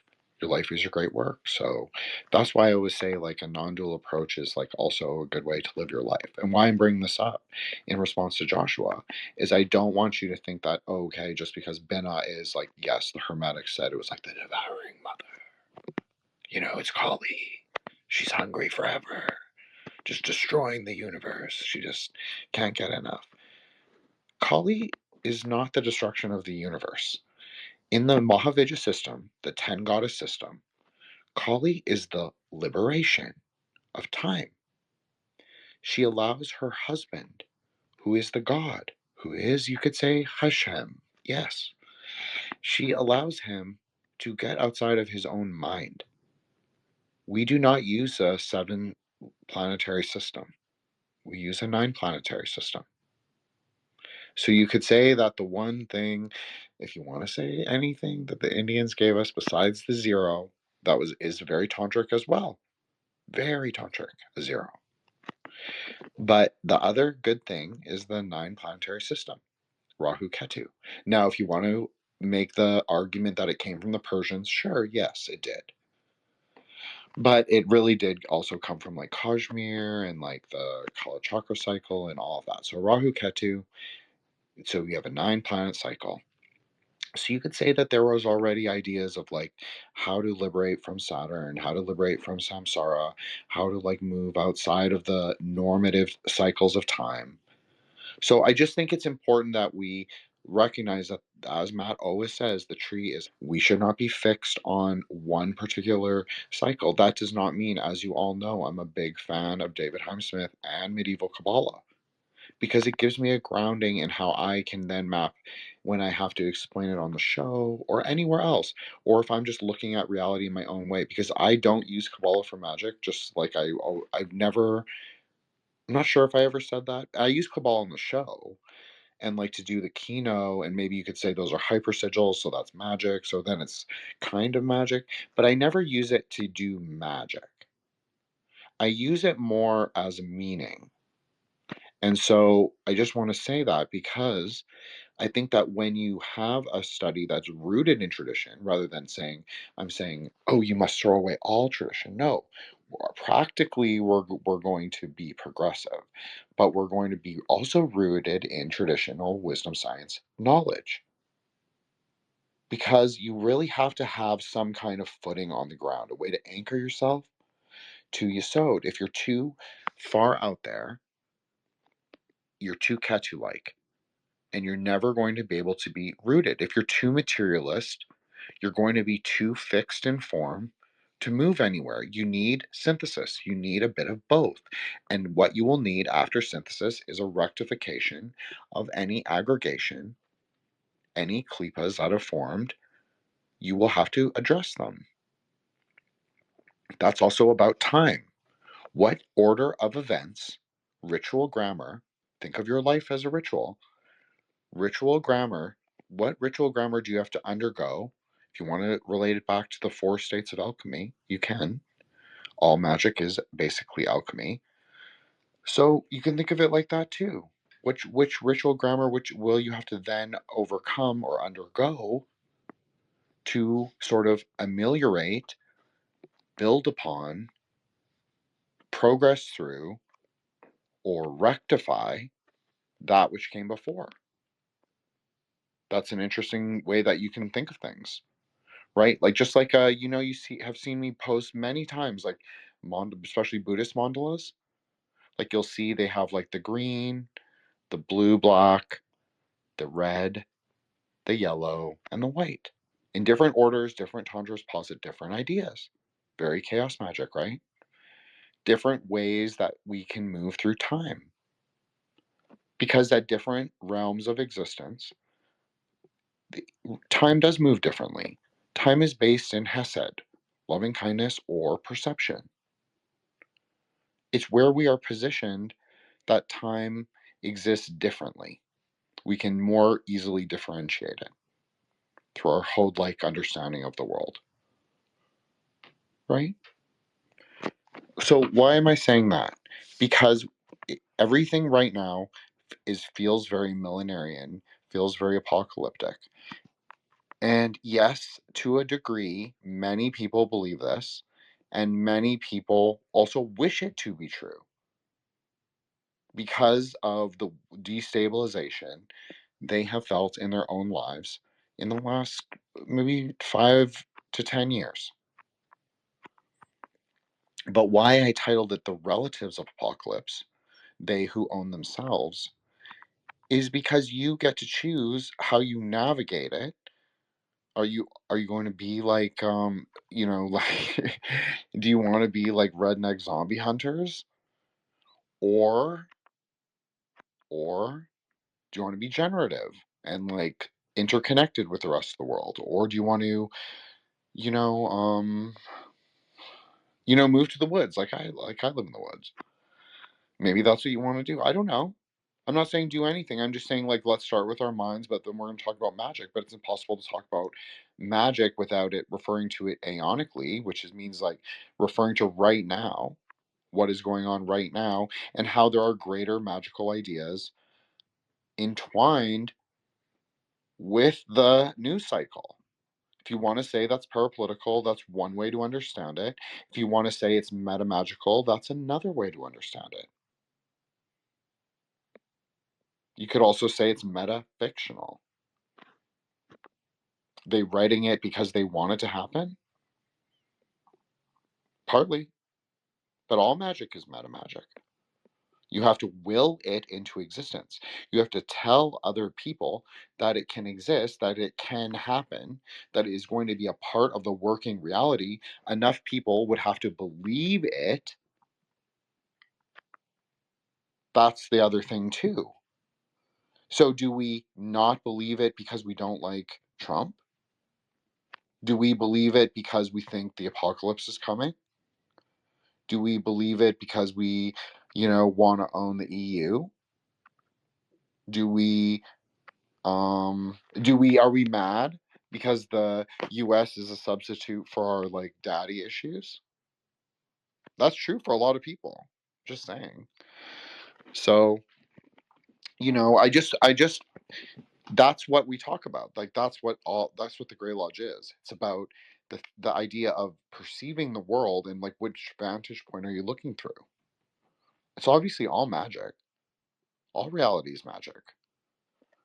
So I just want to say that is like when we're looking at things like Greenland, like why do you like what do you believe about it? Do you believe anything about it?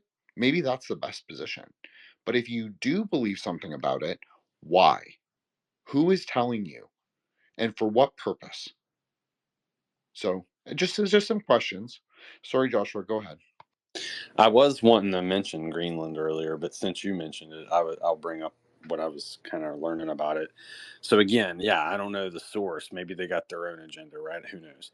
But anyway, I thought it was kind of on point, seeing how earlier this year we were discussing network states as kind of a theme, and we thought maybe those would become more popular. Well, that's apparently the plan for Greenland. I guess the PayPal mafia gang is kind of wanting to create a city there named Prospero, but it actually started in Venezuela apparently, and it's kind of like where it kind of got its seeding growth, and then now they've kind of launched it into Greenland. So anyway, that's just what I've learned about it. So maybe we'll start to see some accelerationism, so to speak, because then they want to not be governed by any government or regulations, etc. So an umbrella corporation is born, technically speaking.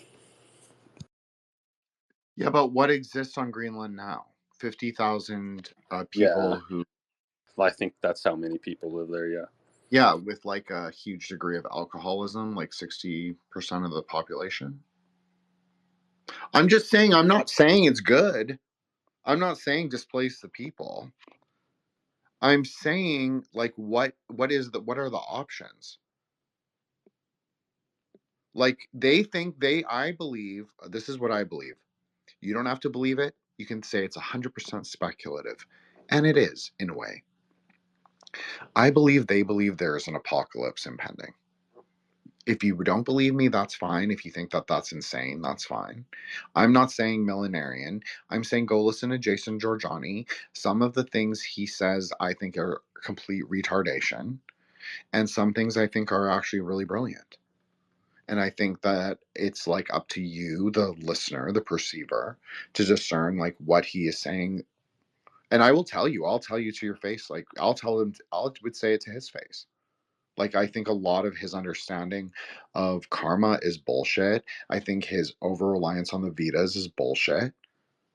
I think it's not tantric, and I think there's a reason why he refers to Evola rather than actual, like, practical Mahayana, like actual living Mahayana. I think there's a big reason because I think we inhabit a lot more of a non dual view. We're not as freaked out by like the aeonic cycles because we have it built in. Like I did not translate Kelpa into Aeon. That was not a Jin original. I would trust me. If that was a Jin original, you would all know about it. It has been the translation for Kelpa for like 1,000 years. So the whole point is like we're just trying to put the pieces of our kind of greater story, our metafiction as people, as humanity, back together, but we're not going to grasp at it. We're just going to move forward as it comes. So instead of being like trying to be like, oh yeah, a cataclysm is coming, I just rather frame it as they believe a cataclysm is coming. And so they are acting in increasingly what we would understand as erratic ways. But if we suspend our disbelief and we say they believe an apocalypse is coming, well, it actually makes a lot of sense. A lot of sense. A lot more sense because Hudson Bay serves as like a kind of protected ground because as someone from our lodge, Harun, pointed out, it actually is a volcanic basin, and it actually acts as a giant whirlpool. So if, as Jason Giorgiani predicts, the polar ice caps melt, a lot of the water will actually flow into that volcanic basin. Well, that would make a lot of sense of why they would want Greenland. Because a lot of Greenland would actually turn into like a temperate rainforest, like exists in British Columbia. Anyways, I'm sorry, Matt, please go ahead. Just want to chip in into what Joshua was talking about, the network states. So think about it. History cycles, right? It repeats, it rhymes, it always comes back to the same thing, and so on, so on, so on. So it's the plot is basically the same for like 10,000 years and more. And what we are gonna see more and more is this idea of technological feudalism. So instead of the emperor being a guy who owns the land, physical land, it's gonna be the guy who owns the digital. So you don't really necessarily need the physical space to be owned by like a government or whatever necessarily, because if you own the digital space, there it's pretty much the same. Everyone now lives more on the digital than on the physical. Then, yeah, that's what you need. Then the physical just becomes the infrastructure for the digital. For example, having data centers, having servers, having whatever the fuck. Like some fancy thing was going on in the Amazon a couple months ago, because again you have a lot of reservations of water there and so on. So you need, again, infrastructure. I'm pretty sure Greenland is going to be something similar. Like you need a code space to run all the blazing hot servers, and also, technically speaking, it's funny how Greenland, if I'm not mistaken, Greenland is where the North Pole, or what we used to call North Pole, was something like that. Like that, there's no North South Pole anymore. It's like Greenland and Antarctica or whatever. So they changed again the names and of the maps and so on. So again, you try to change the history with that. But more interestingly is, again, this idea of the technical feudalism, where if you don't start building or getting your land, digital land now, it's going to get much harder afterwards. You're just going to be the peasant who has to work on somebody else's digital land by, let's say, posting content instead of owning your own digital land. So I think that's why we gotta more and more also work on our own stuff, like our on own domains and hosting things, and like what we already have with the Gray Lodge. Like it's cool to have it on Twitter and YouTube, obviously, to reach people, then having our own website as well, archiving, like downloading all this stuff and so on. So having it on your own, otherwise you're just at the mercy of those guys. Like they can pull it off. They can not like you anymore and just say, you're out of my land, basically. So very interesting things that are gonna appear more and more. Thank you, Matt. Yeah, we're just living in really interesting times. We're just magi on the aether wave, right? Quicksilver surfers, as I always say. We have the keys. We don't blackpill in the Grey Lodge. We have the keys to open the hyperspace kingdom. I really believe that. I know I'm the only hardcore Tantra bro, but I really do believe that everybody can be a scion. That everyone is a Zodiac. People, not everybody, but, people who, know the know. So, all of you, obviously. So, I'm just saying that it will grow. Like, you will, like, Matt has been talking about this all week, like, the difference of being in, like the South America to Europe. People are hungry. People want it. People know. People know there's a lot more to consciousness.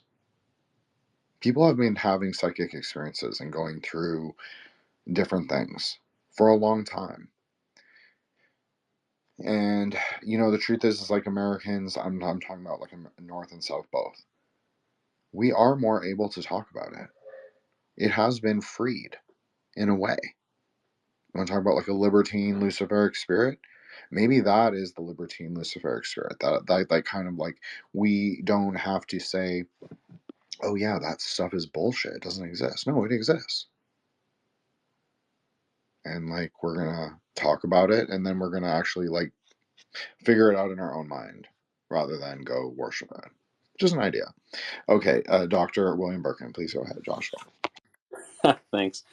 It's funny because I was holding this silver coin I just got, this Morgan dollar, because you said Silver Surfer, and I was like, oh yeah, I wanted to mention for the first time in U.S. history, silver is over $100, and that's not necessarily a good thing.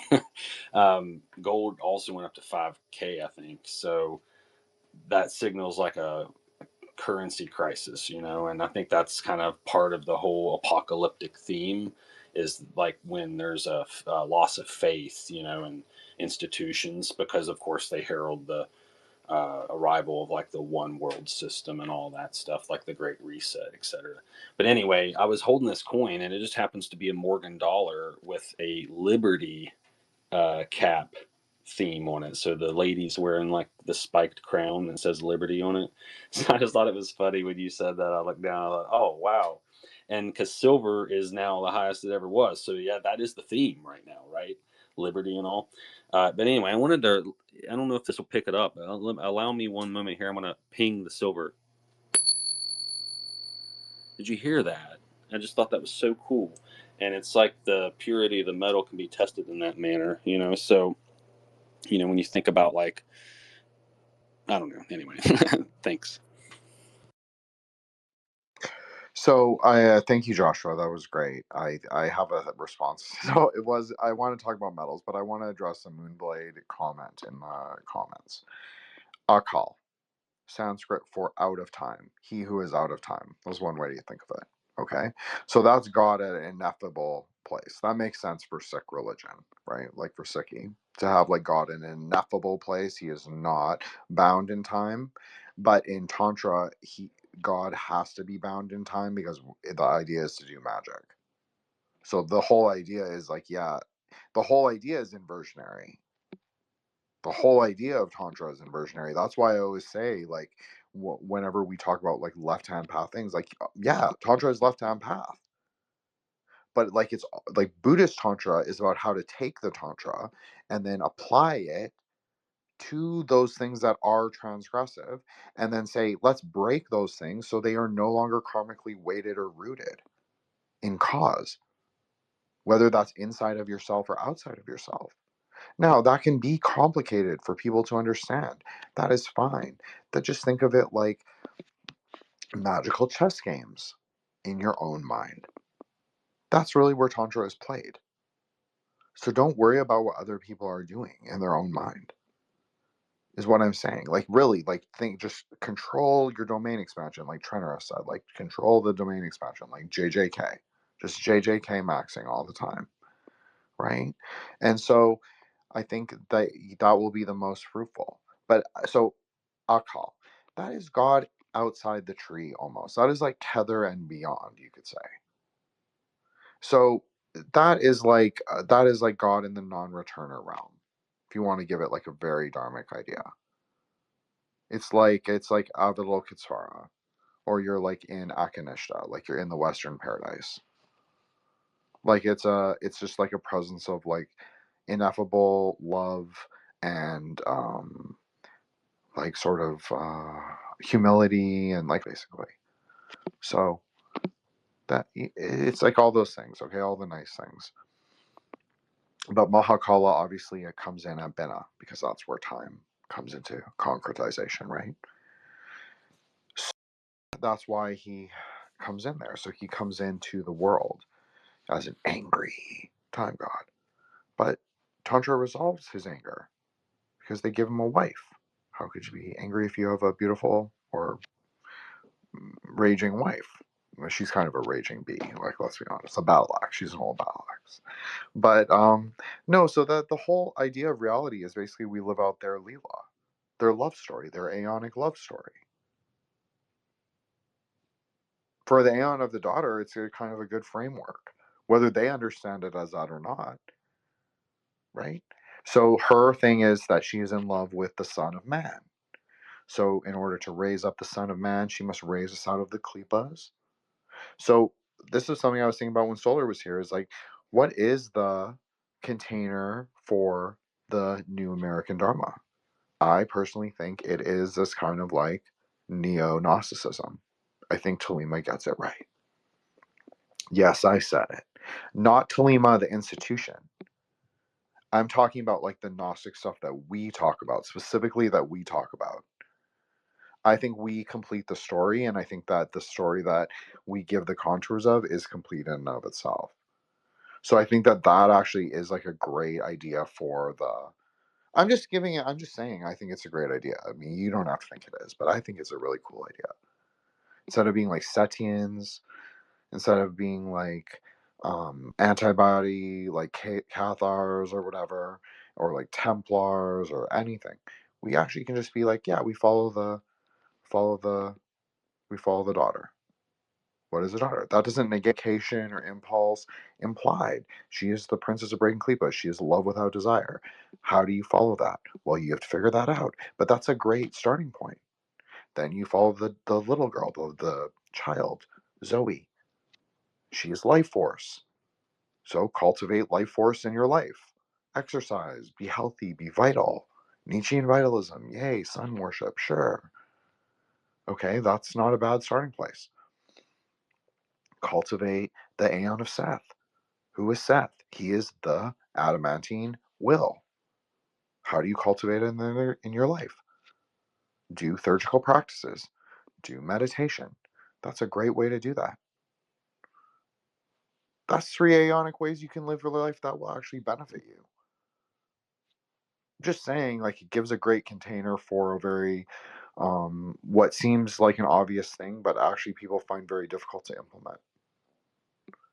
And so I just want to say that, like, when if you find difficulty in implementing any of those 3 ideas, which are not either transgressive or progressive inherently in and of themselves, maybe that is archonic. Maybe that is the archonic impulse, is to like boo those things. Just an idea. Sorry, Joshua, go ahead. Well, thank you. I was just going to suggest one way to maybe practice a childlike awe is, to sometimes approach things as if you don't know anything about it, and you allow somebody else to teach you, even if they don't know much, because by allowing them that opportunity, you're allowing them to grow up more, by by allowing yourself to be teachable. And of course, in the examples when I've done that, I've learned things that I didn't actually know, because I didn't presuppose that I knew everything, and so on and so forth. So it's a nice synthesis that can occur from time to time, and like an easy way to implement that, is to kind of subdue the ego, I guess, is one way to look at it, maybe. Because with a child, they don't really have a fully formed ego yet anyhow, so maybe there's something to that. I don't know. So subduing the ego might be part of becoming a child, in a sense, mind-like, right? Anyway, it was just a thought I had passing as you said that. I appreciate that, Joshua. I appreciate that. I think subjugation of the ego is always a good thing. Okay, we're gonna end on 22, but I'm gonna tell a quick little story. So I've been actually prepping this for an hour. I was actually gonna end on a spiritualist thing. I know all of you just died of shock, but come back to life. Come back, because yes, I'm gonna talk about a spiritualist thing. So, las tres potencias venezolanas: Maria of the Lions, Maria Leonza, Negro Felipe, Black Philip, and Quaique Guaycapuro, which means Grand Chief Guaycapuro. So, Maria Leonza is actually the princess of a mountain, which she is also the queen of.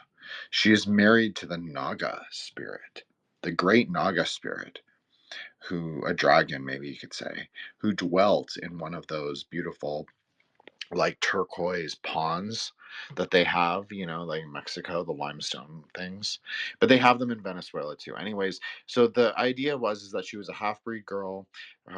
She washed up on shore. They sacrificed her to this giant anaconda god, and he ate her, but then he exploded. So it kind of has like a Catholic overtone as well, like a very Saint Margaret of Antioch. If you're familiar with that story, she has like a hammer and a dragon, and he vomits her up. Anyways, it's very interesting. So basically, she becomes the spirit instead of a mountain god. She becomes the mountain goddess. But obviously, she takes on Catholic components, right? She is called Rena Maria Leonza, Queen Mary of the Lions. Now, you will say there are no lions, Jin, in Venezuela. What varieties have you been smoking? Well, I will tell you that another way to understand Onza is the panther. So, very interesting, because then we can find like some parallels to Kimbanda as well through like the panther and like the more I forget what they're called in Portuguese, but like the Indian current. But anyways, but in the Maria Leonza religion, which is called Maria Leonceroism, is she is accompanied by the medicine man, the grand chief, who is depicted, yes, he is depicted as an Indian, and he wears like a little feather, like, I don't know, like a little feather thing to cover his thing, and like a headband, and he has his, two braids. Okay. Then she is also accompanied by Black Phillip. Now, it is kind of racist and like a little bit stereotypical, but he's actually dressed like a European. So it's interesting because a lot of scholars have like commented on this, and like they gave him a Moorish cap, a red Moorish cap. So obviously this is for Joshua because he loves like fringy and cap shit. So it is kind of Phrygian looking. Anyways, he is the magician. So he is the magician, the queen is the goddess, and the Indian is the healer. They are considered the three powers, the three potentias, the three forces of Bolinaria, or whatever, Bolinarianism. So if the leader of a country is the fourth pillar, like just think of that. Like they're called three pillars. Who is the fourth pillar? They're a mountain cult. The mountain cult is tied to the state intrinsically as part of the religion. Jason Giorgiani would call that the Mithraic sort of apotheosis, the Mithraic sort of tension that makes things come alive, that makes the treaty come alive. So it's a treaty with the mountain itself. Like, yes, I'm talking about spirits, but these are like the spirits of the revolution from Spain, breaking off the yoke of the, as I like to call them, the Europores. We break off the yoke. So, but now the leader of Venezuela is gone. So I guess what I'm trying to say is it's up to us. I think a lot of things that you will see are about how the treaties have expired. So we started the space talking about like numbered treaties and different kinds of ideas of like what a treaty is, who a people are. Maybe that's a treaty. Maybe that's a treaty is like we recognize like, yeah, actually we are human beings. We are like people. We're all like kind of fucked up. Yeah, that's kind of life, right? Maybe that is kind of like our treaty relationship, like our newfound treaty relationship, rather than, we was. I hate we was. I'm just like a free avant-garde person. I do not like we was. Like I love vintage things. I love antiques. I love I love to practice traditional tantra. I do not like to deviate. I do not have like deity practice of like of any European gods or anything like that. I really don't. I don't even do worldly protector. I do enlightened protector only. Now, you can say that's really dumb. That's like very like, oh, he just thinks he's ascended. I don't. I really just feel like a lot of the conception is of your own mind. And I feel like if you can start there, you will be in the best you will become the best magi like in the world. If you start out without foundational knowledge, that is where the magic is, that is where the cosmos happens, you're already 10 steps ahead of anyone in the OTO. You know so much more about the world just having that sort of like basic idea. that reality happens in your own mind. It's not about worshiping yourself again, but it's just like knowing that that is the truth, and like being able to control the impulses, the feelings, the sort of like emotionality. Like I'm not good at it. I'm not saying I'm good at it. You can't really be. You can't. It's very difficult to be like a total stoic, and then also connected to people. You have to. It's like a very dialectical thing. You have to work really hard at it, and I'm not inclined to it. So I'm just saying that because I'm not saying it like, oh yeah, you should be like this, or one of those like right tard guys like that are talking about like how to be a man. Like no, I don't I don't I don't purport to tell you anything. But I'm just saying like try and think of it as like we're going through things will seem erratic. They might have secondary meanings. Parapolitics was right about that. And that we have to also move forward with ourselves and with like how to orient ourselves in like a time without a fixed orientation. Like everyone on YouTube loves to talk about this like, oh, I changed my life through non-duality, and and they're like obviously having like some kind of psychotic episode. And like yeah, it's not good to induce a psychotic episode. Non-duality is useful as a conceptual tool, and the more we use it, the more it will slowly integrate. And we have to remember the other component. It's not just non-duality, it's bodhicitta, because that will help orient you to like something actually real, so you won't like fly off into space or the void, and then that you also stay connected with someone or with each other or with whoever.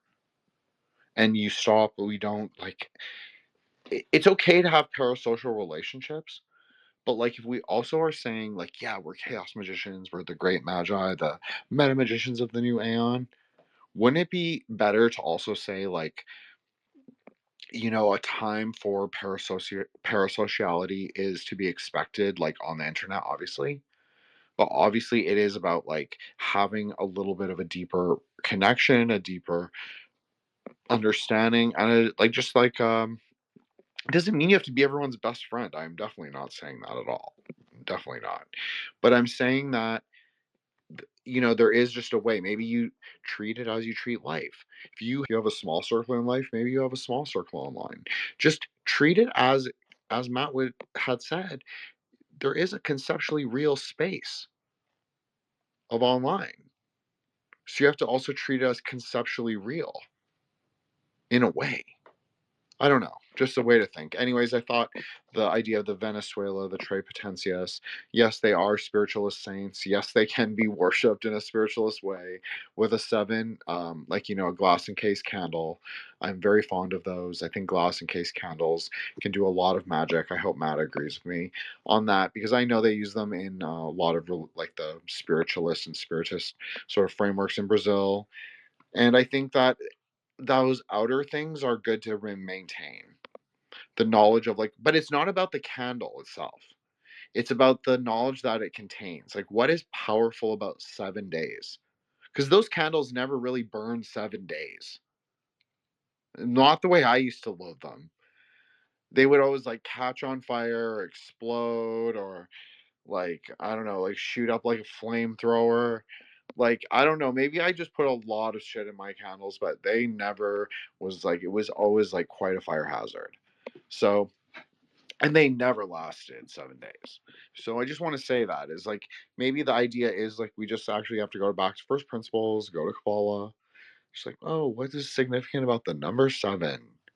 Okay, like that's a good idea. Or we say it's related to the planets. But again, don't worship planets. Okay, yes, Matt, please go ahead. Save me from myself. I just want to say I remembered one thing I wanted to speak many months ago in the spaces, which was about ayahuasca. And I just mentioned the Brazilian stuff, and I remembered it. So basically, I'm not saying for people to do it, but people will do it anyway. So if you do end up doing something like this, it doesn't have to be just ayahuasca, but anything like this. If I may give you a Kabbalist tip, is for you to create an image, a form out of that intelligence that you are tapping into. Because what happens is a lot of people, for example, they'll have no image, quote unquote. They always have one, but they're not aware of the image they have, or they'll have an image based on other people's versions of that thing, and then their experience is gonna be shit, literally. Like there's the famous tweet like, oh, fighting Mesoamerican demons and whatever regarding ayahuasca. And if one wants to see ayahuasca as that, well, good for you, man. Like that's great. I much rather see it as like I like seeing it as kind of like an Amazonian woman. Ayahuasca gives me this feminine vibe. I don't know exactly why, but it gives me that. So just see it as an Amazonian woman, and then when I am in such a uh, intersection with that intelligence, it's much easier to just navigate it because it's no monster. It's nothing that will harm me. And then there you go. There's no like crazy. You don't need to vomit your brains out and so on. Like you don't need any of that unless you actually want it. But that's another story. And then again, people do as you will. I'm just giving you a tip. But I thought that's necessary since we mentioned it a lot of times. And like I said, don't go and do it, but people will do it anyway. So might as well be a little bit more prepared. No, I thank you, Matt. That was great. I think that just everybody relax. I don't drink. Okay, I know Solar made a joke like I don't eat milk or drink milk and I don't drink, so I must be like some kind of like subhuman brownoid. That's fine. Okay, that is completely fine if you think that. I have a really high IQ. He might be smarter than me, but I have a really high IQ. I conquer most people in that realm. So the reality is, it doesn't matter what he thinks, or he thinks I'm some subhuman. But I, but everybody should just relax because, like, I watched the Jason Giorgiani thing on his recommendation, by the way. And yeah, I did get a little freaked out for a couple days. And then I realized, like, yeah, what Jason Giorgiani was talking about was true in a way, is that there is a breakaway deep state that actually kind of made sense. Kind of like clicked to me. I was like, okay. And so they can't get it together. So, like, they can't get it together as in there is no unified, more what we see on X and the news, in my opinion. There is just like what we see in Minnesota is not at all what we think it is. The players aren't the same, aren't like who we think they are. This whole thing is about, and we are seeing this, like, yeah, I know some people would call it like the fraying of the American empire, but I think it is not that. I tend to have an America positive worldview, where I'm going to say that, like, we actually haven't seen the flower that could be America, because America actually could be awesome, and there were elements when I was a kid, when I lived in the States, where it was like guns, fireworks, the flag, and beer. I don't like beer, but I'm just saying, like, enjoy what you enjoy. I'll have blunt, I'll smoke weed. I'm smoking weed right now. So what I'm saying is like, there is a good spirit. There's a spirit that we can take of that. That is actually cool. That is like funny. That can produce really great culture, and that we don't have to like be so freaked out by every little thing. Can actually be like, remember the 90s? Everyone loves like that 2016 nostalgia. 2016 was shit. Go look at the 90s. Yeah, they had a horrible, evil Bill Clinton, probably Satanist. Yeah, I'm using that as a pejorative. Um, some like psycho guy, but like, you know what? We had Sega Saturn, we had Super Nintendo, you had like I don't know, like post punk music. You had, there was like some really good things. You had tons of great kino. You had the opening of China. You had the fall of the Berlin Wall. There was a lot of exciting shit happening. As what I'm saying is, like, you don't have to think of those things as like specifically good or bad in terms of like taking sides, but you can look at them in terms of apocalypse, actually, like things that are breaking our conceptions of time, how the generations are divided. And like, if we look at things as symbols of liberation versus symbols of oppression, And what that means, and then if we look at like the fall of the Berlin Wall, like a lot of people have always said, like both left and right, we're always like that. It was like a time of like unification, liberation. We actually it was like the best thing probably of that year. And like, you know what? It doesn't really matter what the history actually was. What matters is like people thought that, and actually that is what that became. So I would say be really mindful of your psychic energy and like where you're putting it and who you give it to. And it's not just about like the Zoomer thing. I know this is like very anti Twitter, but like a lot of people are like, I'm not going to give my energy to like this person. Sometimes you don't have a choice. And also, like, friendship is fragile as it is. And sometimes you persevere through moments where are, you feel a certain way, but that doesn't mean that you just give up. Like I think as a millennial, I'll speak for myself, but I just will say, like, the one mistake I saw my parents make is that, and not just, I'm not talking about them or married or anything. I'm talking about the one thing I think we thought marriage was like, they treated it like it was shit, and I treated it like it was sanctity. But I think there's a happy middle pillar, as we often talk about. This is a middle pillar space, right? I think that there is a happy middle pillar in not believing in like this, like, oh, if your parents can't like get married like 10 times and you must only do it once, and that is like the end of the, that is like the final word of words of Hashem. But like now I'm like, oh, okay, what a fucking idiot I was, when I could have just been like, yeah, maybe that wasn't the best life choice, and that's okay. And instead of like being like having all this like I don't know, guilt or just like feelings of I don't know, like I just wasted so much time, and maybe I did, but then I can also, but I'm just using this as a micro example of the greater historical turn, right? Like we can look at the US as making both imperialist and like liberatory decisions. No one is perfectly black or white, is what I'm trying to say. No one is. It's like everyone is flawed. So we have to also remember that, because we ourselves are also flawed. Like no one knows this about myself more than myself. But so we have to like try and I'm not saying like in a new age or a guru or help way. I'm saying it is now more important than ever. As we talked about in the last space, like exercise, vitality, that is one aeon. But what is Nuria? Yes, she is love, but what does that mean? That is also like your psychic potential. At the end of the day, if you want to say like Cassandra's PFP is like if you want a new goddess for the aeon, then find a picture of Chibi Yusa in her grown-up form, and that is it. That's the Zadi. That's the saint of the Crystal Millennium Kingdom, besides Sachi, obviously. But I'm just saying, like, yeah, that's what it is. It's like it's just your psychic potential.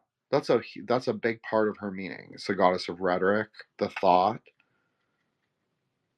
the sort of the mind palace, like building it out, the construction, the arrow, the sort of like piercing through the bullshit, piercing through the heat, the fire, the heat of the fire, so then she can come out pristine, stainless, dance upon the heatless flame. She sort of disaggregates it, takes the poisonous nature, psychic, a lot, you could say, at all three meanings of, or levels, excuse me, at levels of meaning, that is true. That it's about psychic potential, psychic force. So where do we put our arrow? Where do we aim at? I think that is really important, and I think Matt's really good at this. I am really bad at this, so I probably should not give advice. Please don't listen to me. I'm just a monkey king. What do I know? And I don't know anything, and I don't think I do. But I do think that there are some aeonic ideas that actually are meaningful.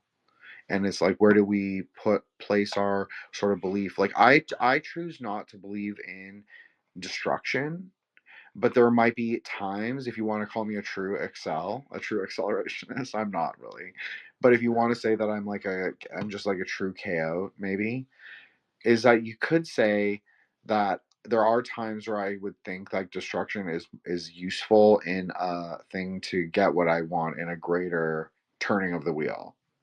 So, but I'm not like out there being like, oh, I'm gonna like fry someone with my like scanner mind ray. Like, no. I just am like, what do I want to think about, pay attention to, or anything like that? Like, just like about the Greenland thing. I think it makes sense. I think there's a metaphysical thing. If you want, like, my thing to spread around Twitter, people are going to clip me and say Jin's a creep and he has like this cult that he's like telling like Greenland's like a millenarian operation. But yeah, I kind of do. And I'm kind of okay with it, to be honest. I don't really care. I think that that is the manifest destiny. Like, to bring up Louis Riel, he believed that the West should be free, like Rupert's Land should be like. I'm not talking about free of like the U.S. or anything. I'm more pro-American than anything. Like, if I had an allegiance, that would be more my allegiance. So I just think that, I don't know. I just think that like there is something there. I think so. I'm going to believe that. I'm going to choose to believe, using my free will, that actually I agree with the metaphysics of the acquisition. So I'm going to believe that that's true. That's for me. You do what you want. You believe what you will. But anyways, we'll close out. It's 33 after. Thank you guys so much. Solar Exile, Matt Murrah, Dr. William Birkin, Joshua the Branch, Moonblade, Vision, thank you so much for coming. Frau Blucher, thank you so much. I appreciate you on the last couple spaces. Really awesome to see you here. One of my highly esteemed favorite timeline poets. I just think it's we often are on the same current, maybe, and so I doubly appreciate you for coming. Thank you so much. Because I feel a little embarrassed, but actually I've been doing it so long now, I kind of I have nerves, but it's more complicated now. But so thank you. Cassandra, obviously check out Etsy, all her services, her IG, her anything that she wants to plug, go to her page, and yeah, she'll have it for you, and her YouTube as well, her content. So, and of course, Matt and Kabbalah.com and our True Grey Lodge, TRVE GreyLodge.com. Like and subscribe our YouTube. Trenorous, thank you so much, and thank you for sticking this out. I really appreciate you and appreciate all your love on the timeline. Six Comp Saint Germain, Saint Dreyfus, thank you so much for coming. Appreciate you as well in the YouTube comments. I think that you're there and I appreciate that. And yeah, this is a Grey Lodge Plus Ultra. I'm Jin the Ninja. Check out my show, thresholdsaints.substack.com. Yes, Sachki's episode. He's got a two-parter. We recorded like for 8 hours straight on New Year's Eve.